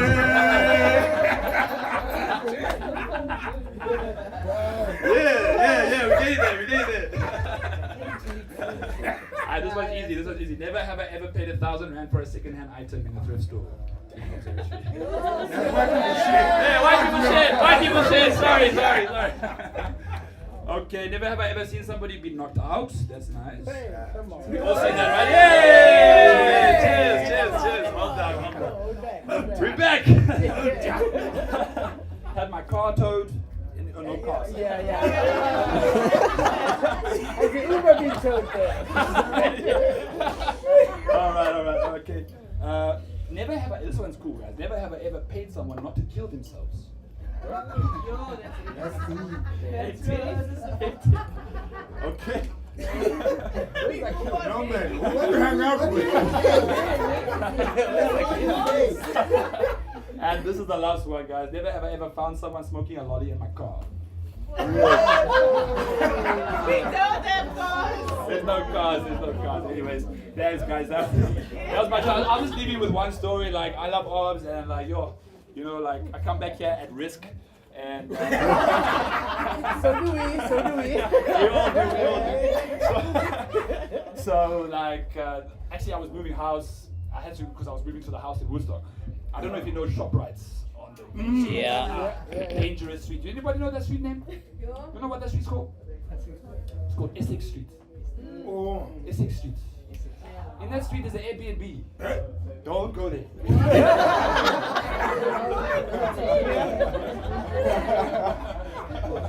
So my friend thought it was a good idea. He booked me an Airbnb there for 1 month. Yeah, in Essex Street. Shit. This thing lasted 11 days, guys. That long? But the story starts in Obs. So like first I lived in Cyberstown, like this white hood. And then I drove to Obs. And then we were on the way, we were almost at Woodstock. We were like, let's just stop at Obs, let's just have a beer, and then we'll go and we'll put the stuff in the house. But my brother forgot to lock the doors. So when we came back, all the shit, because I had moved my whole house, like everything I owned was in that car. Shit, including my Bitcoin, bro. Hey. I keep the Bitcoin on a paper wallet. I don't know if you know about this. You can keep it on codes, like you keep it on codes. Anyway, I come back to the car. I look at my bra. I say, something's wrong with the car, guys. There's something not right about this car. It's not the same as we left it. I had to look closer. I get inside. Who told me? It's happened, guys. It happens. You know what happened. Everything is gone. Everything is fucking gone. My guitar, my laptop. I'm moving into my house, but I just need to get to my house there in fucking Woodstock, bro. Essex Street, bro. Fucking hell. The only thing those guys left was the file, the paper file with the Bitcoin wallets in it, guys. Yeah, so I got to keep the Bitcoin, thank God. So I'm still alive. Anyways, then we moved to Woodstock. And we kept partying like it was nothing. Yeah, thanks, guys.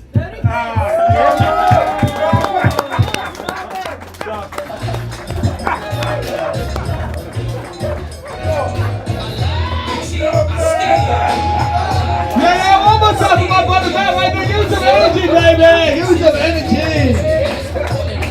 Woo! Oh, that was beautiful stuff, man. We had this white boy stand in front of all of us and confess his crimes. Oh, do you know the kind of confidence a white man is to look at a room full of Negroes and be like, I've never worked a day in my life. I've never worked a day in my life. I got Bitcoin, nigga. And he wanted to say nigga, I could hear it at the end. I could hear it. Like, yeah, I could see that joke coming through. Yeah, exactly. Yeah. And it's the most niggerish thing ever. If you get robbed, but you still have your money, you're like, let's hit the streets, man. Yeah. But that was absolutely beautiful. One more time for my nigga Matt right there. Give us some energy, baby. Yeah. Keep that going, keep it going, keep it going, and keep it moving. Ladies and gentlemen, please bring it up for my nigga, Prince and Baya. Let's go. It's getting whiter by the second, thank you. Hello, hi everyone. Hello. Yeah, that was nice, bro. Give a round of applause for my brother. They did a great job, man. I have Bitcoins as well, man. Yeah, I have the coins, 5 rand coins and all this shit, man. 5 rand rands and shit. So, it feels good to be on stage again. It's been a very tough week. Very Wednesday. No, it's been very tough week. A lot has been happening. But it feels good to be here again, hold the mic and seeing we have white people, colored people, Indian, and everyone together in one room. We couldn't have this. You remember that time? We couldn't have this. Have white, black, colored, Indian, everyone in one room. Remember that time? You know that time, right? Guys, I'm talking about COVID and not about it. Oh, why is it tense here, guys? Everyone is stressing now. You don't need to be tense. Relax, man. I'm talking about COVID, guys. Relax. And I'm all the way from Congo, and every time I have friends that always ask me this question if I was a child soldier where I came from. And I find it very rude to ask me, because I'm from the Congo, if I was like a child soldier where I came from. It's very rude to ask me that question. But to be honest, the mic feels lighter to carry than the AK-47. Okay. Oh shit. I'm not saying I was one, I'm just saying the story. But tonight I'm just trying some shit. I don't know where it's gonna go. I wish you all the best. Thank you. I wish you all the best. I don't know where it's gonna go. We're gonna go together with me, man. That was the first one. I don't know where it's going. I want to say something quickly. I want to speak about the election. I don't know. I'm sure everyone's familiar. Who did vote here? Voting system in South Africa? Only white person that voted here? Where you from, bro? Limpopo. Oh, the Muti Day. Yes, sir. I heard that side is strong, man. Is that true about the Limpopo side? So You have some people new here. You don't want to make jokes about it, that's all I'm saying. I'm not going to make jokes about you. I want to sleep nice tonight. Yeah, take it easy. I don't want you to be coming there after me when I'm sleeping. Lightning, no rain.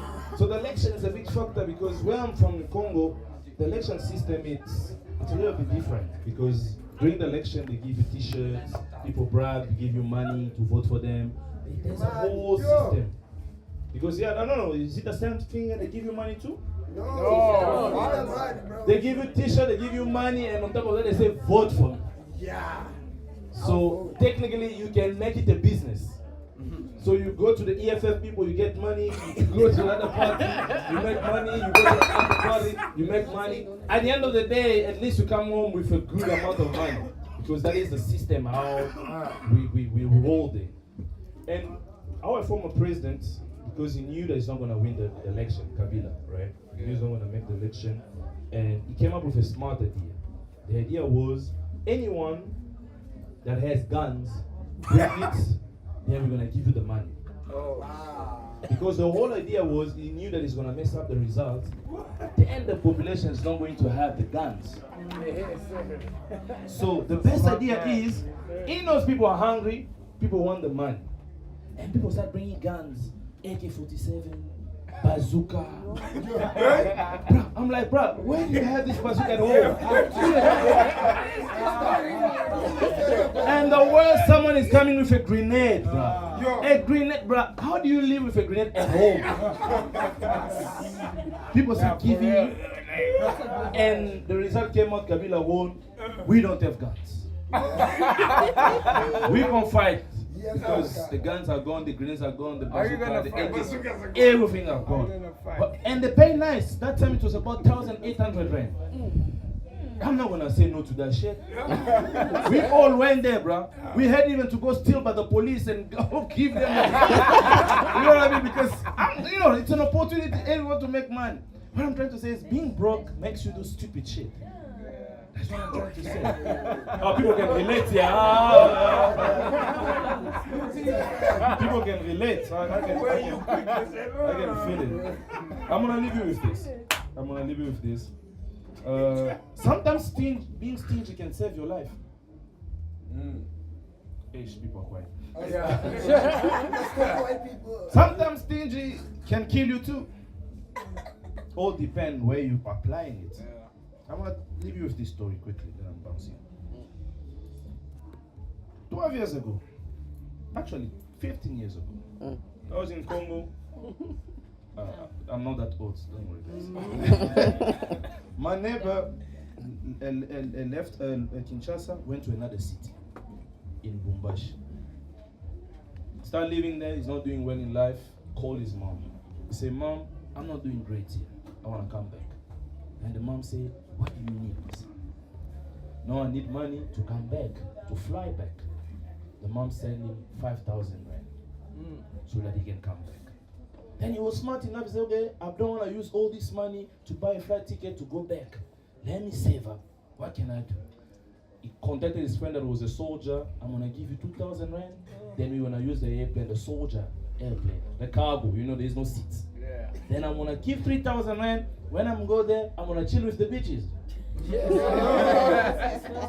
That was the plan. Let me chill, have a great time. Because we all know when you come from a city and you're going to another city, especially your family, you don't want to come empty-handed. You know what I mean?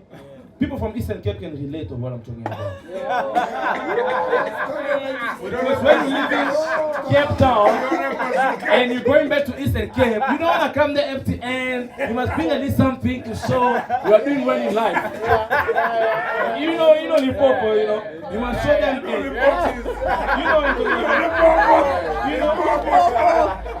so that they can bless you more. You know that shit. Oh, this is for you ancestors, bless me more, Shit like that. Then the pen was good. He saved up his 3,000 rand. I'm gonna go fly and go back to Kinshasa. Now he's inside the plane. He's on his way to Kinshasa. With the soldiers chilling there. There's no seat anyway.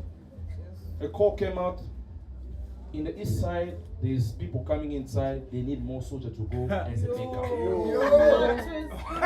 Now it's happened that he's there with them.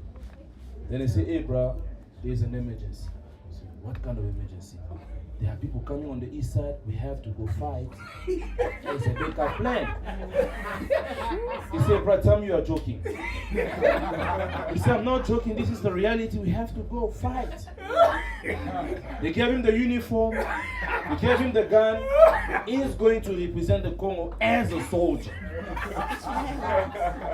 Now he's in east side of Congo. Get off there. Bullets in the head. Da! The dude is dead. Oh, God. Got a bullet in the head. Dead. Now the crazy part is they have to bring the news to his family. Now he's a soldier. Now they have to bring the news. Man, your son, the soldier, colonel, is dead. Then the mom's like, which soldier are you talking about? They say, no, your son is dead, a soldier. The mom's like, I don't have any son who's a soldier here. The mom's like, no, I think you're wasting my time. Go out. You know what I mean? Go out. Then the guy said, okay, you don't need to chase me out. Let me show the picture. Show the picture, the son laying, blood in the head. The son is dead. The Mom starts screaming. You know, in Congo, the way we cry, it's different here. Now the neighbors, we have to go to check what's going on. Now we got there, we had now to find out that he died as a soldier. So now we don't even know if we have to cry or we have to laugh. We are now confused about the whole situation. We don't know if we have to lie, to cry, or you know what I mean. So what I'm trying to say is, whoever is stingy tonight, Remember that? Yes, sir. you are going to die. Thank you so much for coming.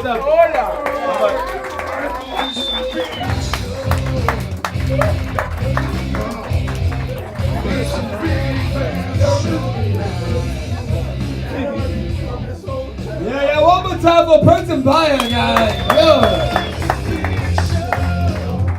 Yo, please, guys, give him all the support you can possibly can. He's been here for 10 years. He's still waiting at home affairs every morning. So, help him out, okay? I love how the white girls, they weren't offended. The rest of the Negroes were like, yeah, we gotta help that nigga out over there. That's nice. Thank you, we need you out here. You made eye contact. I did, I had to. I was looking at the guilt right here. These guys are not gonna be guilty about some conversation. None of these niggas give a fuck. No, we don't. We only start complaining because, check is 60-60. That's the only reason why we complain now. We do love our fellow Africans. We do. I'm just going to be racist for a second. We love our fellow Africans. We love the fact that they're doing the Uber and the check is 60-60. Yeah. We love that shit. We love it. We love the fuck out of it. Our only issue is they are buying the driver's licenses but not taking the K53 classes. That is the only issue that we're having right now. You know what I mean? They're running into things in the morning, they're overtaking on the right side, it's confusing out there. It's not racism. If you want to buy your license, buy your license. I'm okay with that, but buy the classes too, okay? Just buy the goddamn classes, you know what I mean? So that you know when the flicker light is on, it means don't overtake at the same time. Because don't act like you haven't seen it. Every morning you wake up, fucking, you know what I mean? There's one Uber driver, one 360, there's 4 other scooters behind it. And they act like they're gonna help this nigga out. The fucking scooter, the front wheel is bent like this. They're like, no, don't worry, we'll do the drop off with you. It's not racist, it's a fact, okay? It's a fact, okay? Guys, we have 2 more acts this evening. Yeah? You guys are ready with me? You guys feel? Yeah, you feel it? Come on now. Come on now. Okay. If that pizza's for us, thank you. Thank you very much. Save that in me a slice. Hard Rock, are you okay over here? Are you a third wheel over here? Because there's a lot of couples and then your ass showed up. Are you okay? Okay, that's the cameraman for the orgies that they're having over there. I can tell from the Hard Rock Cafe you focus on your task. I just like to see, personally, I like to see grown men drinking Hunters straight out the bottle like that, straight to the face. It's a very beautiful thing for me. Is any Hunters drinkers in the room tonight? Yeah? Does Hunters not make you shit like a motherfucker? Dog, you know what I mean? It's dog.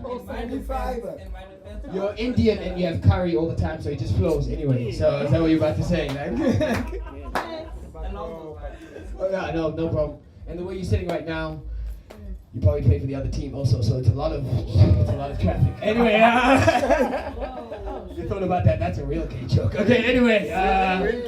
We're exactly. It's a safe space for him. Baby. That's why you moved here. Let me tell you. Okay.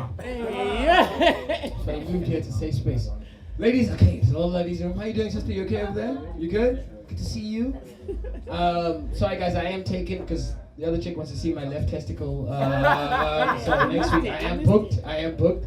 But if anyone after that, the orgy when you guys kick this in, not you not involved, but the orgy, you know what I mean? Couple of your man's gone. Now is he okay? You got the Uno cards for later. I like that. I like that, girl. Guys over here, you guys good? 100%. Lee, are you okay over there? Nice. Are you safe around all these black people? I won't lie to you though. We are more afraid of you than you are of us.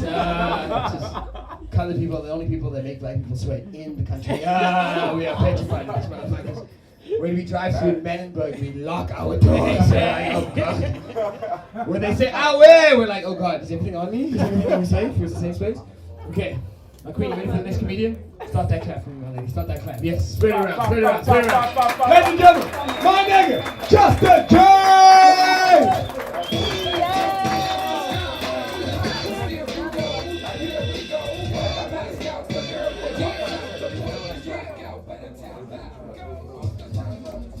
Hello, everybody. Justin. Away. So, I realize that I'm quite retarded. Away, and it's not my fault. It's because of microplastics.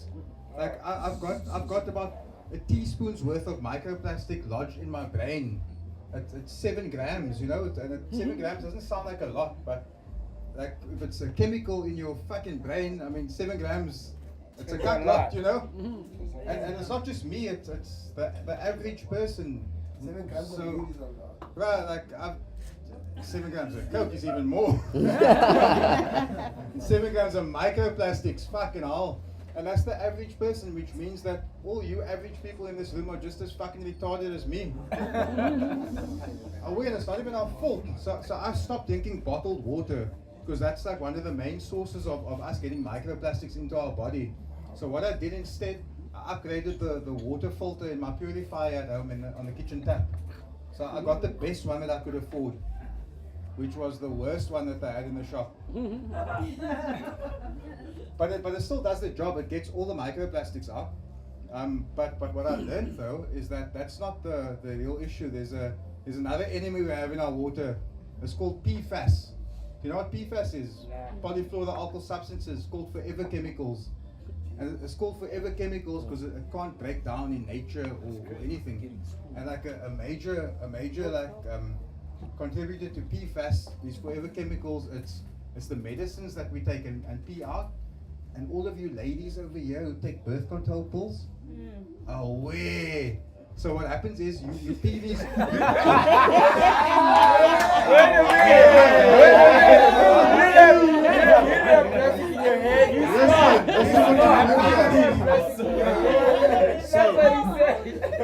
So all these.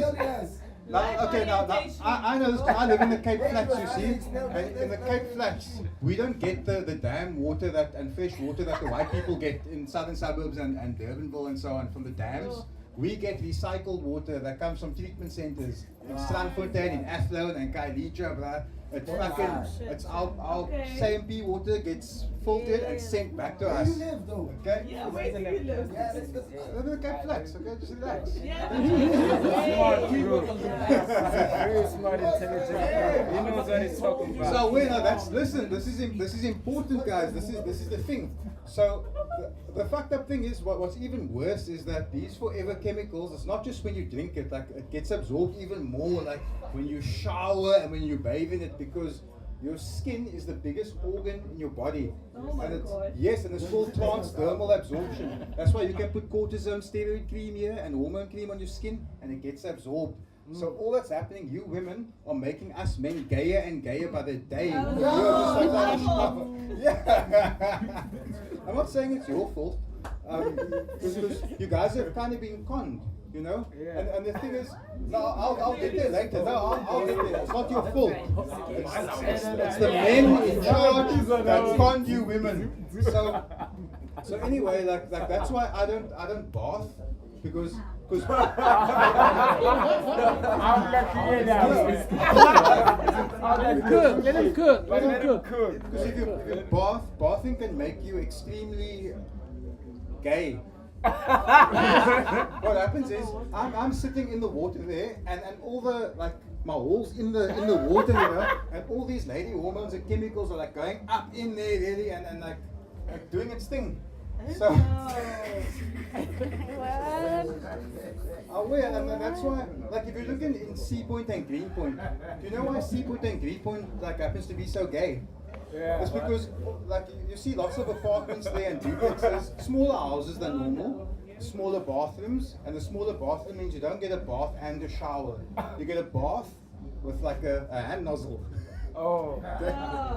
And if you are a gay man, like I don't really have to clean the inside of my arsehole like very well, because I don't get many guests or visitors back here. But if I were gay, I'd make sure this thing is sitting pretty. And that's guys, this is more than a conspiracy theory. Just listen to what I'm saying. All across the Western Cape, there's not one single area where the water, the toilet water, the sewage with the PFAS chemicals in there, gets sent into the ocean. Sea Point is the only place where the shit goes water in the gets o- sent. Yes. Oh my goodness. Because it's cut gay. But the thing is, it's not like it's the biggest scam ever as well. First of all, because birth control. I mean, like a woman can get pregnant and give birth once in 9 months. In 9 months, a man can make 1,000 fucking babies. So why give women the birth control pills like this? You know, it's a money-making scheme, and it's making you feel empowered, but it's disrupting your hormones and disrupting your way of thinking, and it's not fair. It's awful, and you're making it difficult for us men because it's. It's not your fault. It's not your fault. It's your hormones. That's what. But how come you can, when it's that time of the month, you're like, oh, it's not my fault. It's my hormones. But when I'm saying it, it's just let me finish. Let me finish. And then another thing, you go to like a supermarket, and you go into the pads and tampon aisle, which is like next to my toothpaste, when it should be somewhere between the cleaning aisle and the butcher. No. But so all these tampons and pads that you see in Pick n Pay and Spar, wherever, they're all owned by mega corporations. Eh? None of the stuff's organic. Even Sasol owns Sasol, the petrol company, makes pads and tampons for girls in South Africa. Can you fucking believe it? Why? So all you're doing, you're taking these poisons and chemicals and you're putting it in the most sacred part of your body. No, but I'm just like telling you, do you even understand this is happening? And then the other pills that are making your like moods a bit different, between your crazy moods and your poisonous pussies, you're making it very hard for a modern man like me to find love. So it's not your fault, ladies. It's not your fault. It's your fault. So that's why what I'm thinking of is I'm gonna have to probably like get married to like a transgender or something. And I don't know if you saw any of the modern ones, like you can't even. Bro, I can be tricked as easily as the next guy. Some of them like are. And then soon it's going to be so easy to like change between genders. Imagine you can just pop a pill here and grow a dick and then get a cookie capsule and then you like go the other way. Cookie capsule. Things like that's with the way. No, but I'm just saying. With the way technology is going now, I might end up lying every single one of you in this room in the next 10 years. Oh my God. I think I've gone too far. You have it, man. You have it. Just trying to educate you. No, but that's the thing also, you know, like I'm struggling to fucking find love, and it's none of our faults. It's the mega corporations, guys. We've fucking been poisoned. And so my mom and dad are often like put pressure on me, like, hey, when are we gonna get grandkids? It's because they go to Prize, where a lot of their friends have children who are my age, 36, kids who are my age, who are having like kids, and they, oh, look at our grandkids, and my parents are trying to put pressure on me to do this now, because I don't have any. There's no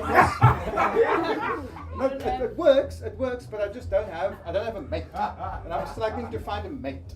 So that's why I thought, and they're just feeling left out when they go to Prize and stuff. But that's not a good enough reason for me to have kids, because you want grandkids, because your friends have grandkids, you know. And my sperm is so polluted by now from the drugs and the fucking forever chemicals and plastics. What if I end up having like a little I've got to look after forever? Or I go and it's just, oh my God, there's just one big eyeball. Where's daddy's little, and this thing just fucking blinks at me out of nowhere. I don't think it's worth the risk. I don't even fucking like children that much anymore. Actually, I'm done. Guys, please welcome back Sipho Luther. You've been amazing.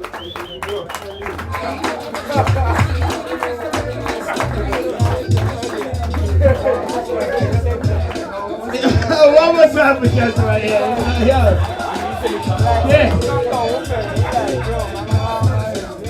Yeah, okay, let me just do another disclaimer quick. For all my trans community and all the lesbians, I just want to let you know where you're free, you're safe. Justin is not involved. I gotta look at the camera right there. Justin's not involved. Him, she, they, them. Yeah, exactly. With She, they, them, all of them. all of them. This nigga took shots at everyone. If you are trans, good luck with your journey. Yeah. Okay. Hey, man, you still here. No, cause I'm all for the LGBTQ plus, the trans. I respect trans people as fuck. I really do, cause I identify as a lesbian also. Oh yeah. I'm just stuck in this man's body right here, but like just walk this journey with me. I'm such a lesbian. Like let me tell you guys. I listen to Avril Lavigne. That's the original lesbian soundtrack. I know you guys are too old for that, but like when Skater Boy came out, we were like, that's a lesbian, like a motherfucker. That was like, she was over there. She had that skateboard and that long chain. You're like, there she goes.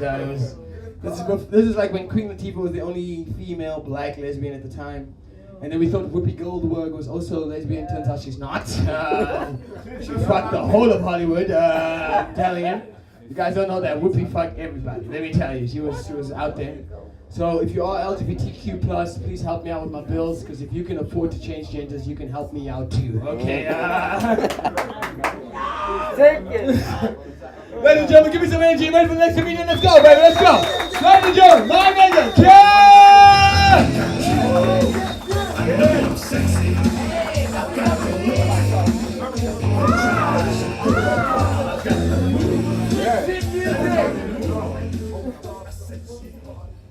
HBK, love that guy. Love that guy. Yeah, I recently got cancelled. That's okay. I misgendered somebody. They were prompt. To my defense, they were mature.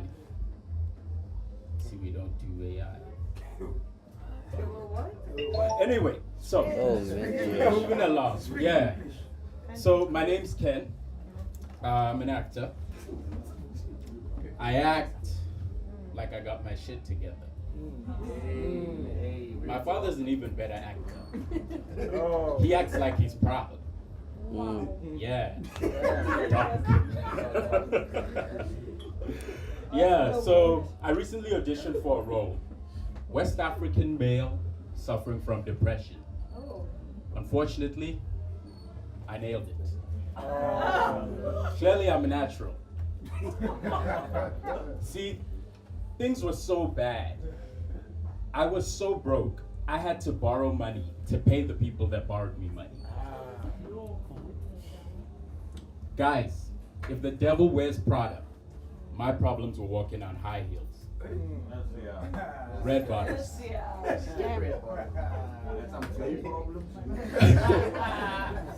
Tell me about it.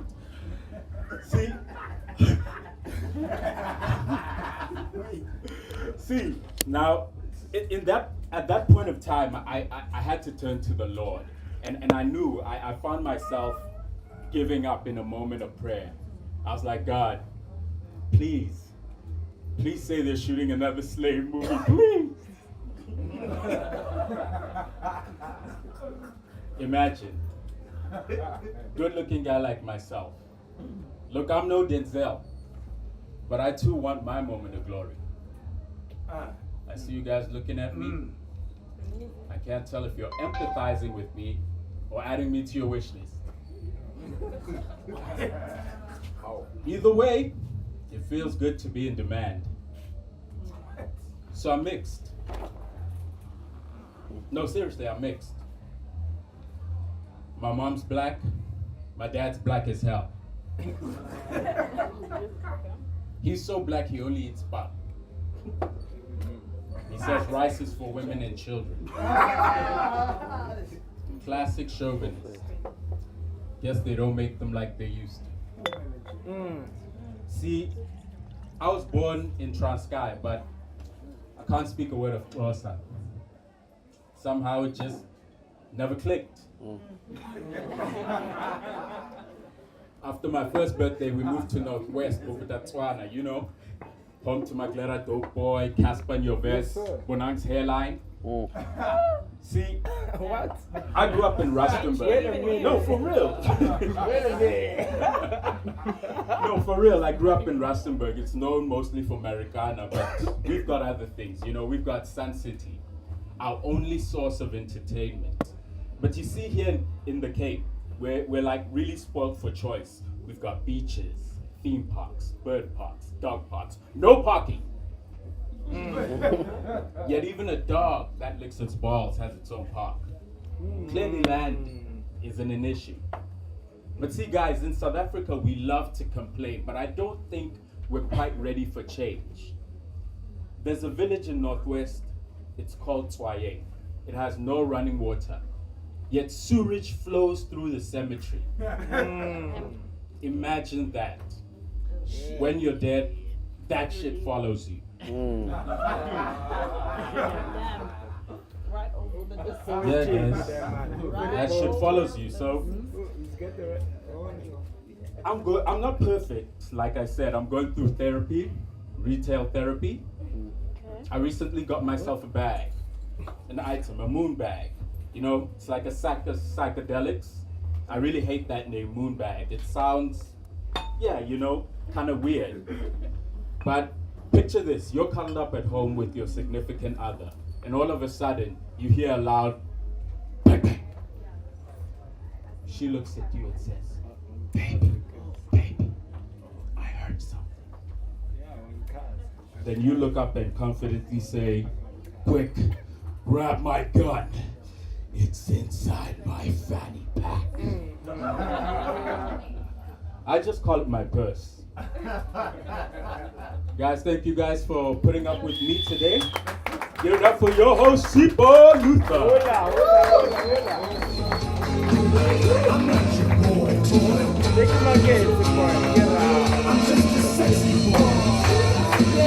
Yeah, one more time, one nigga kid right there.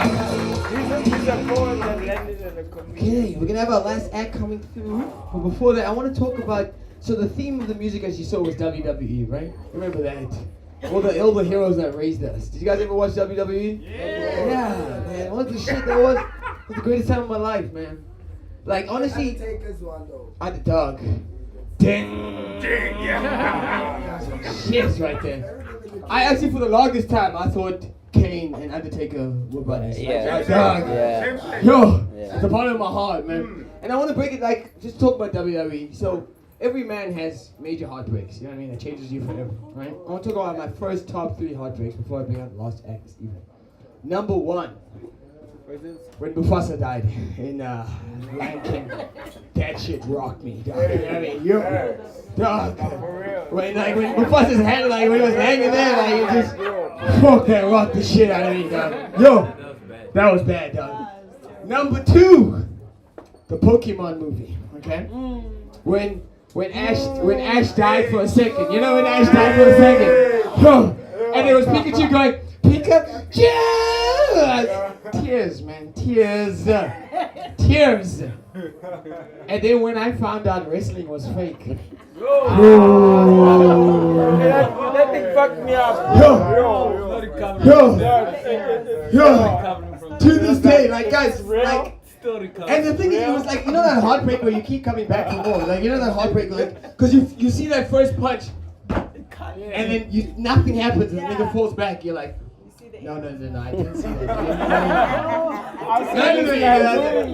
It was a camera angle. I was like, no, the camera angle wasn't right in that moment, you know what I mean?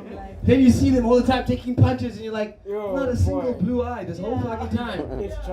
And then you watch it again. Like, you know what I mean? You're like, you know what? It's not, I didn't see what I saw when I thought I saw. Yeah, like, you know, like, no, I'm gonna give it one more chance. Then you see them, like, and then everything you see when he's doing that, you're like, oh God, this is the fakest shit I've ever seen in my entire life. God, man, the whole like the little thing, that Mexican dude was like, like this is the fakest shit I've ever seen. Yo, it fucked me up so hard, guys. Yo, that was a hard one. Dog. Yo, when he took off his mask and it's like, I was like, oh. And the thing is, honestly, I still, from time to time, I still watch the classics, like, you know what I mean? Like, you still go back and watch the highlights. You're like, these niggas raised me. That heartbreak, actually, like, my first heartbreak and WWE, those heartbreaks are same to same, because I still have memories about that shit, you know what I mean? Like, I used to be in the, you know when you're in the bathroom, and you're a kid, you have the soap on, and you just, you know, just like, you're feeling yourself, your dick is flowing in the wind, you're jumping on shit. That was WWE. Guys, I used to think I was The Rock for a while. I used to practice every day in the room.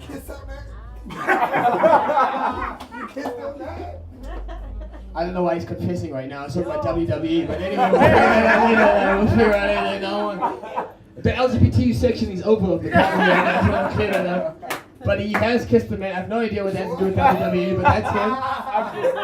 I think during that time, remember when Lakeisha used to put his ass in someone's face? That nigga was like, I wish that was me. Like, I wish that was me. I know. But guys, we have came to our last act this evening. I want you guys to just give me a little round of applause and just embrace our last comedian right here. Let me feel you guys right now, baby. Let me feel you. Ladies and gentlemen, my nigga, King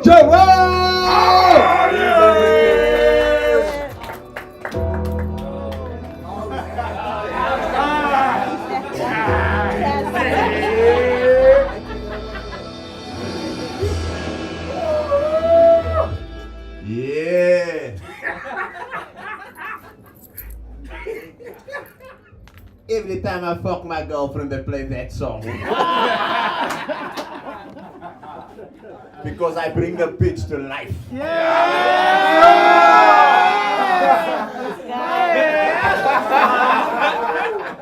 Undertaker. Guys, how are you guys doing this evening, man? Huh? Are you guys still doing it tonight? This was a beautiful night of comedy, I must say. We had Mo Latif on stage. That motherfucker looked like a white girl in her 30s poodle. All turned up and shit. Like, nigga! Liquor, we had some Joburg acts here. It was stunning. Nice. And give yourself a round of applause just for being a wonderful audience. Thank you very much. I don't have much time on stage here, but my mommy is turning 18 next week. Alright? That is a very big thing for me. Okay? So I want to tell her a joke at the 80th. Alright? But as you guys know, I'm very raw, I'm very hardcore. Okay? Oh shit. I don't want my mommy to die and then you hear ding. John, why did you make that cock jokes? Ding. Terrible. So in the school, I can just run one joke that I want to tell at the 80th for you guys. No? Yeah.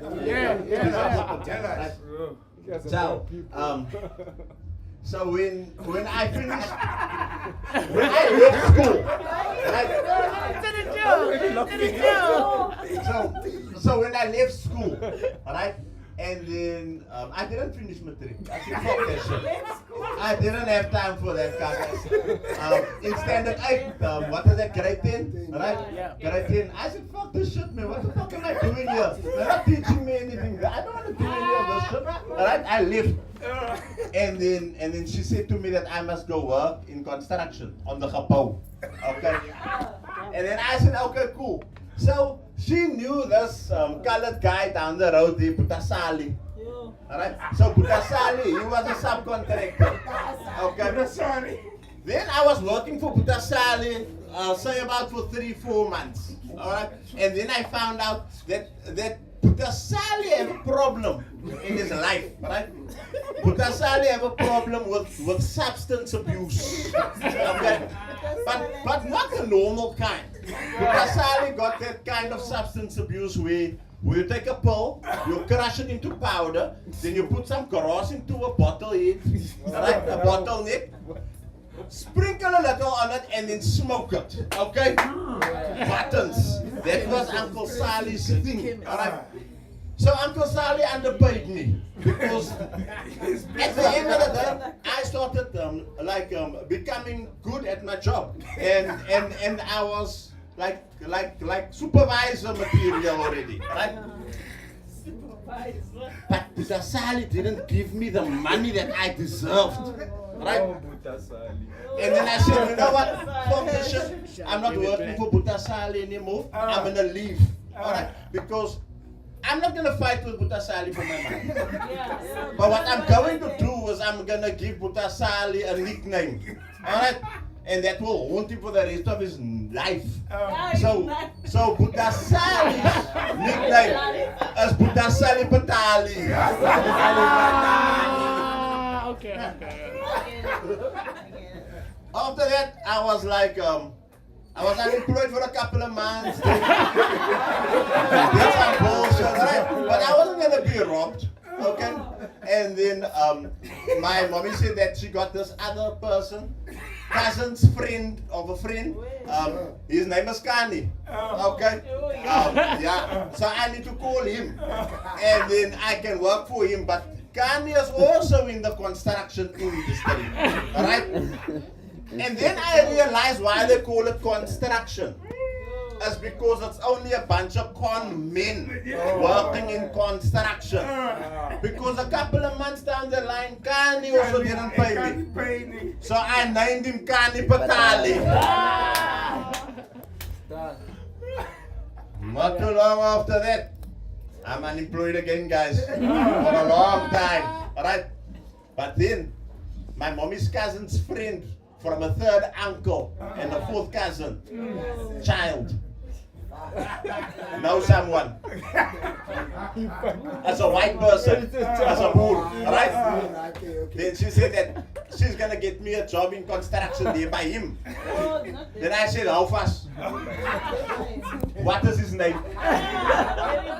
Then I said his name was Vali.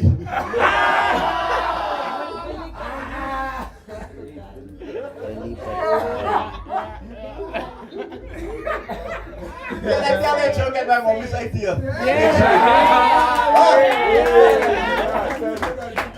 Okay, nice. That's family friendly. Good. So I want you guys to know. Let me get back into my mode. So I used to ill-treat women. Yes, for a very long time. I was an ignorant woman. I ill-treated them. But these days I ill-treat them.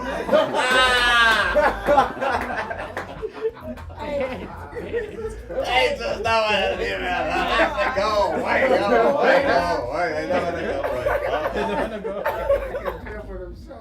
I got home now this other day, right? I saw the kitchen is dirty. My girlfriend is standing there all dressed up and shit, looking hot as fuck. I'm like, why is the kitchen dirty? She look at me so. I grab her by her neck, I choke her, I slam her against the fridge. Boom! She go to the police station, she gonna make a case against me.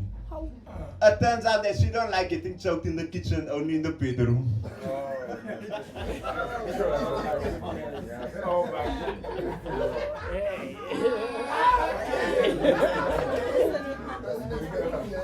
What's up with this choking in the bed? What's up with this choking bullshit, ladies, man? Andy, do you like getting choked?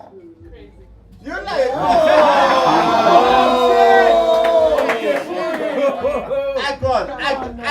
I really can't do that. You know why? Because my mommy taught me that I must respect women. Okay?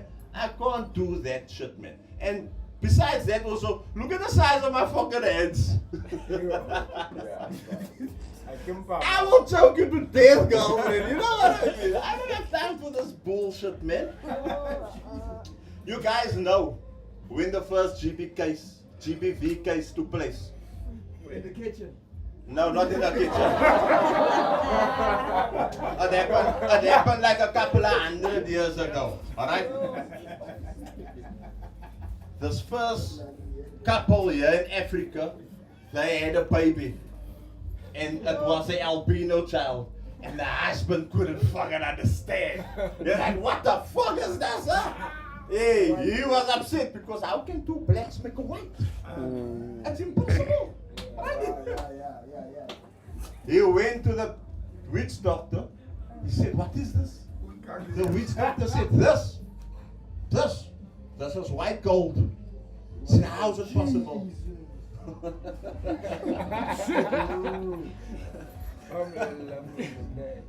In a couple of years' time, you can get money for this child. Alright?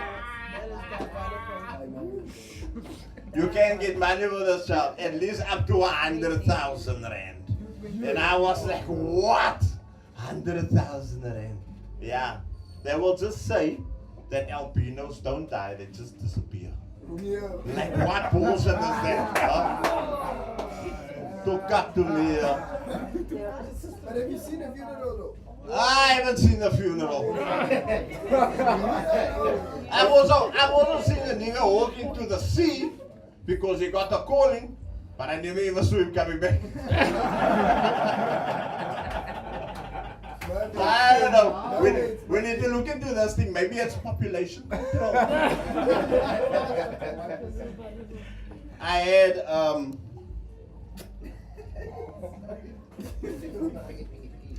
I see that there's a very huge number of people getting divorced these days. Marriages is just not working out anymore, alright?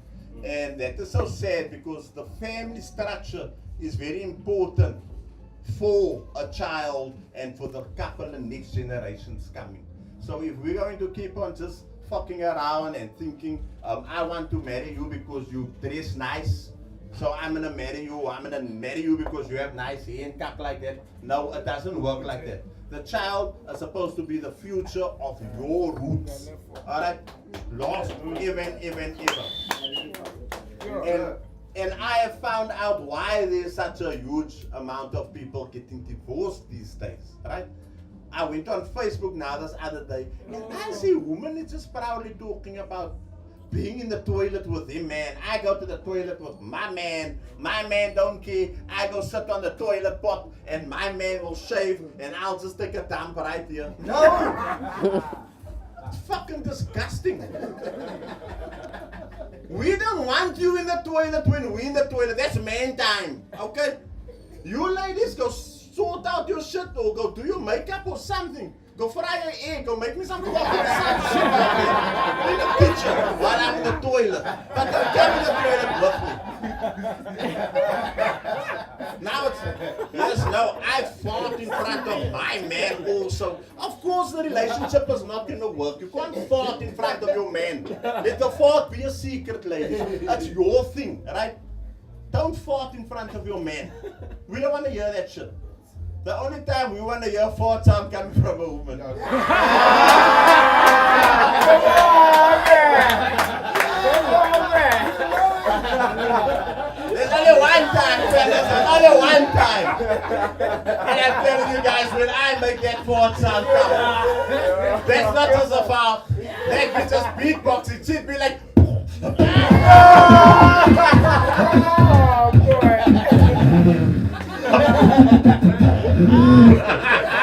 That's my time, ladies and gentlemen. Welcome back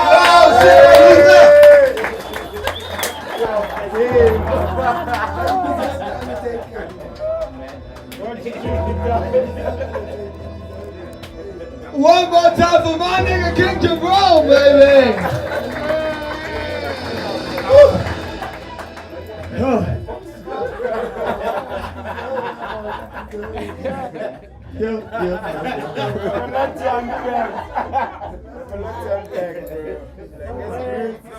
I just want to clear a couple things up. Please, bro, please. A small disclaimer. All the things that were said here tonight nothing to do with really our Been recorded, hey man. Okay, guys, ladies, I just want to let you know. I said it. That's all I gotta say right there. But we do love the anyway. Let's call it right there, guys. For audience, thank you so much for coming through and supporting comedy. You guys have been the best fucking audience in the history of mankind. Man. What a night, baby. Gosh. It's 1 week away from payday. I thought I was gonna see a whole lot of white people, but nice to see that you guys, you saved up, guys. You saved up, dog. No, you broke, nigga. I know you told your girl. You broke his heart right now. I know that. I sense that. Audrey, thank you for coming through. Altijd. Yeah, don't stop. Every time you're on stage, it's like a note for note. All I see is like, like a 50. But guys, thank you again for coming through. Thank you for supporting comedy. We love doing this. We do this every week. Post us, tag us. My name is Sipho. Fuck the rest.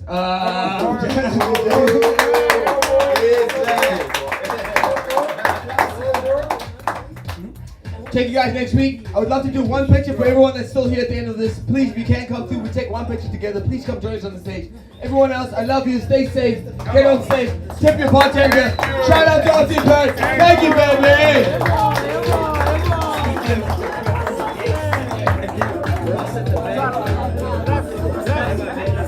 Sorry, we gotta go fast though. We gotta take a picture and fuck off. Like one move, baby.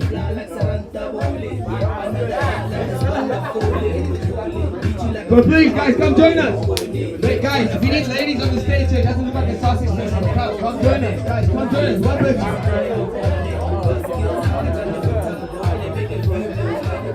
No, ladies, you guys are leaving. I don't want it to seem like comedy is only about men. I need some females on the stage. Come join us. One picture.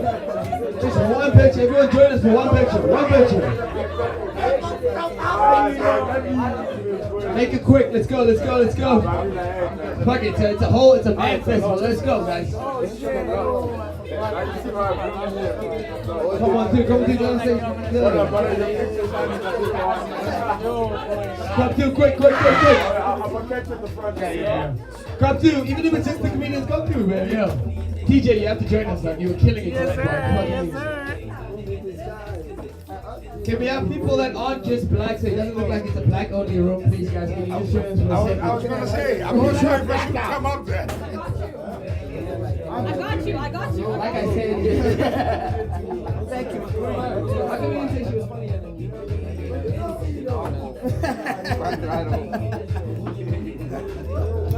Alright guys, 1, 2, 3, comedy, baby! I have no money! Dog, we needed you gay ass on stage, dog. Come on now, man. I love you guys. Take you next week, baby. Music and lights.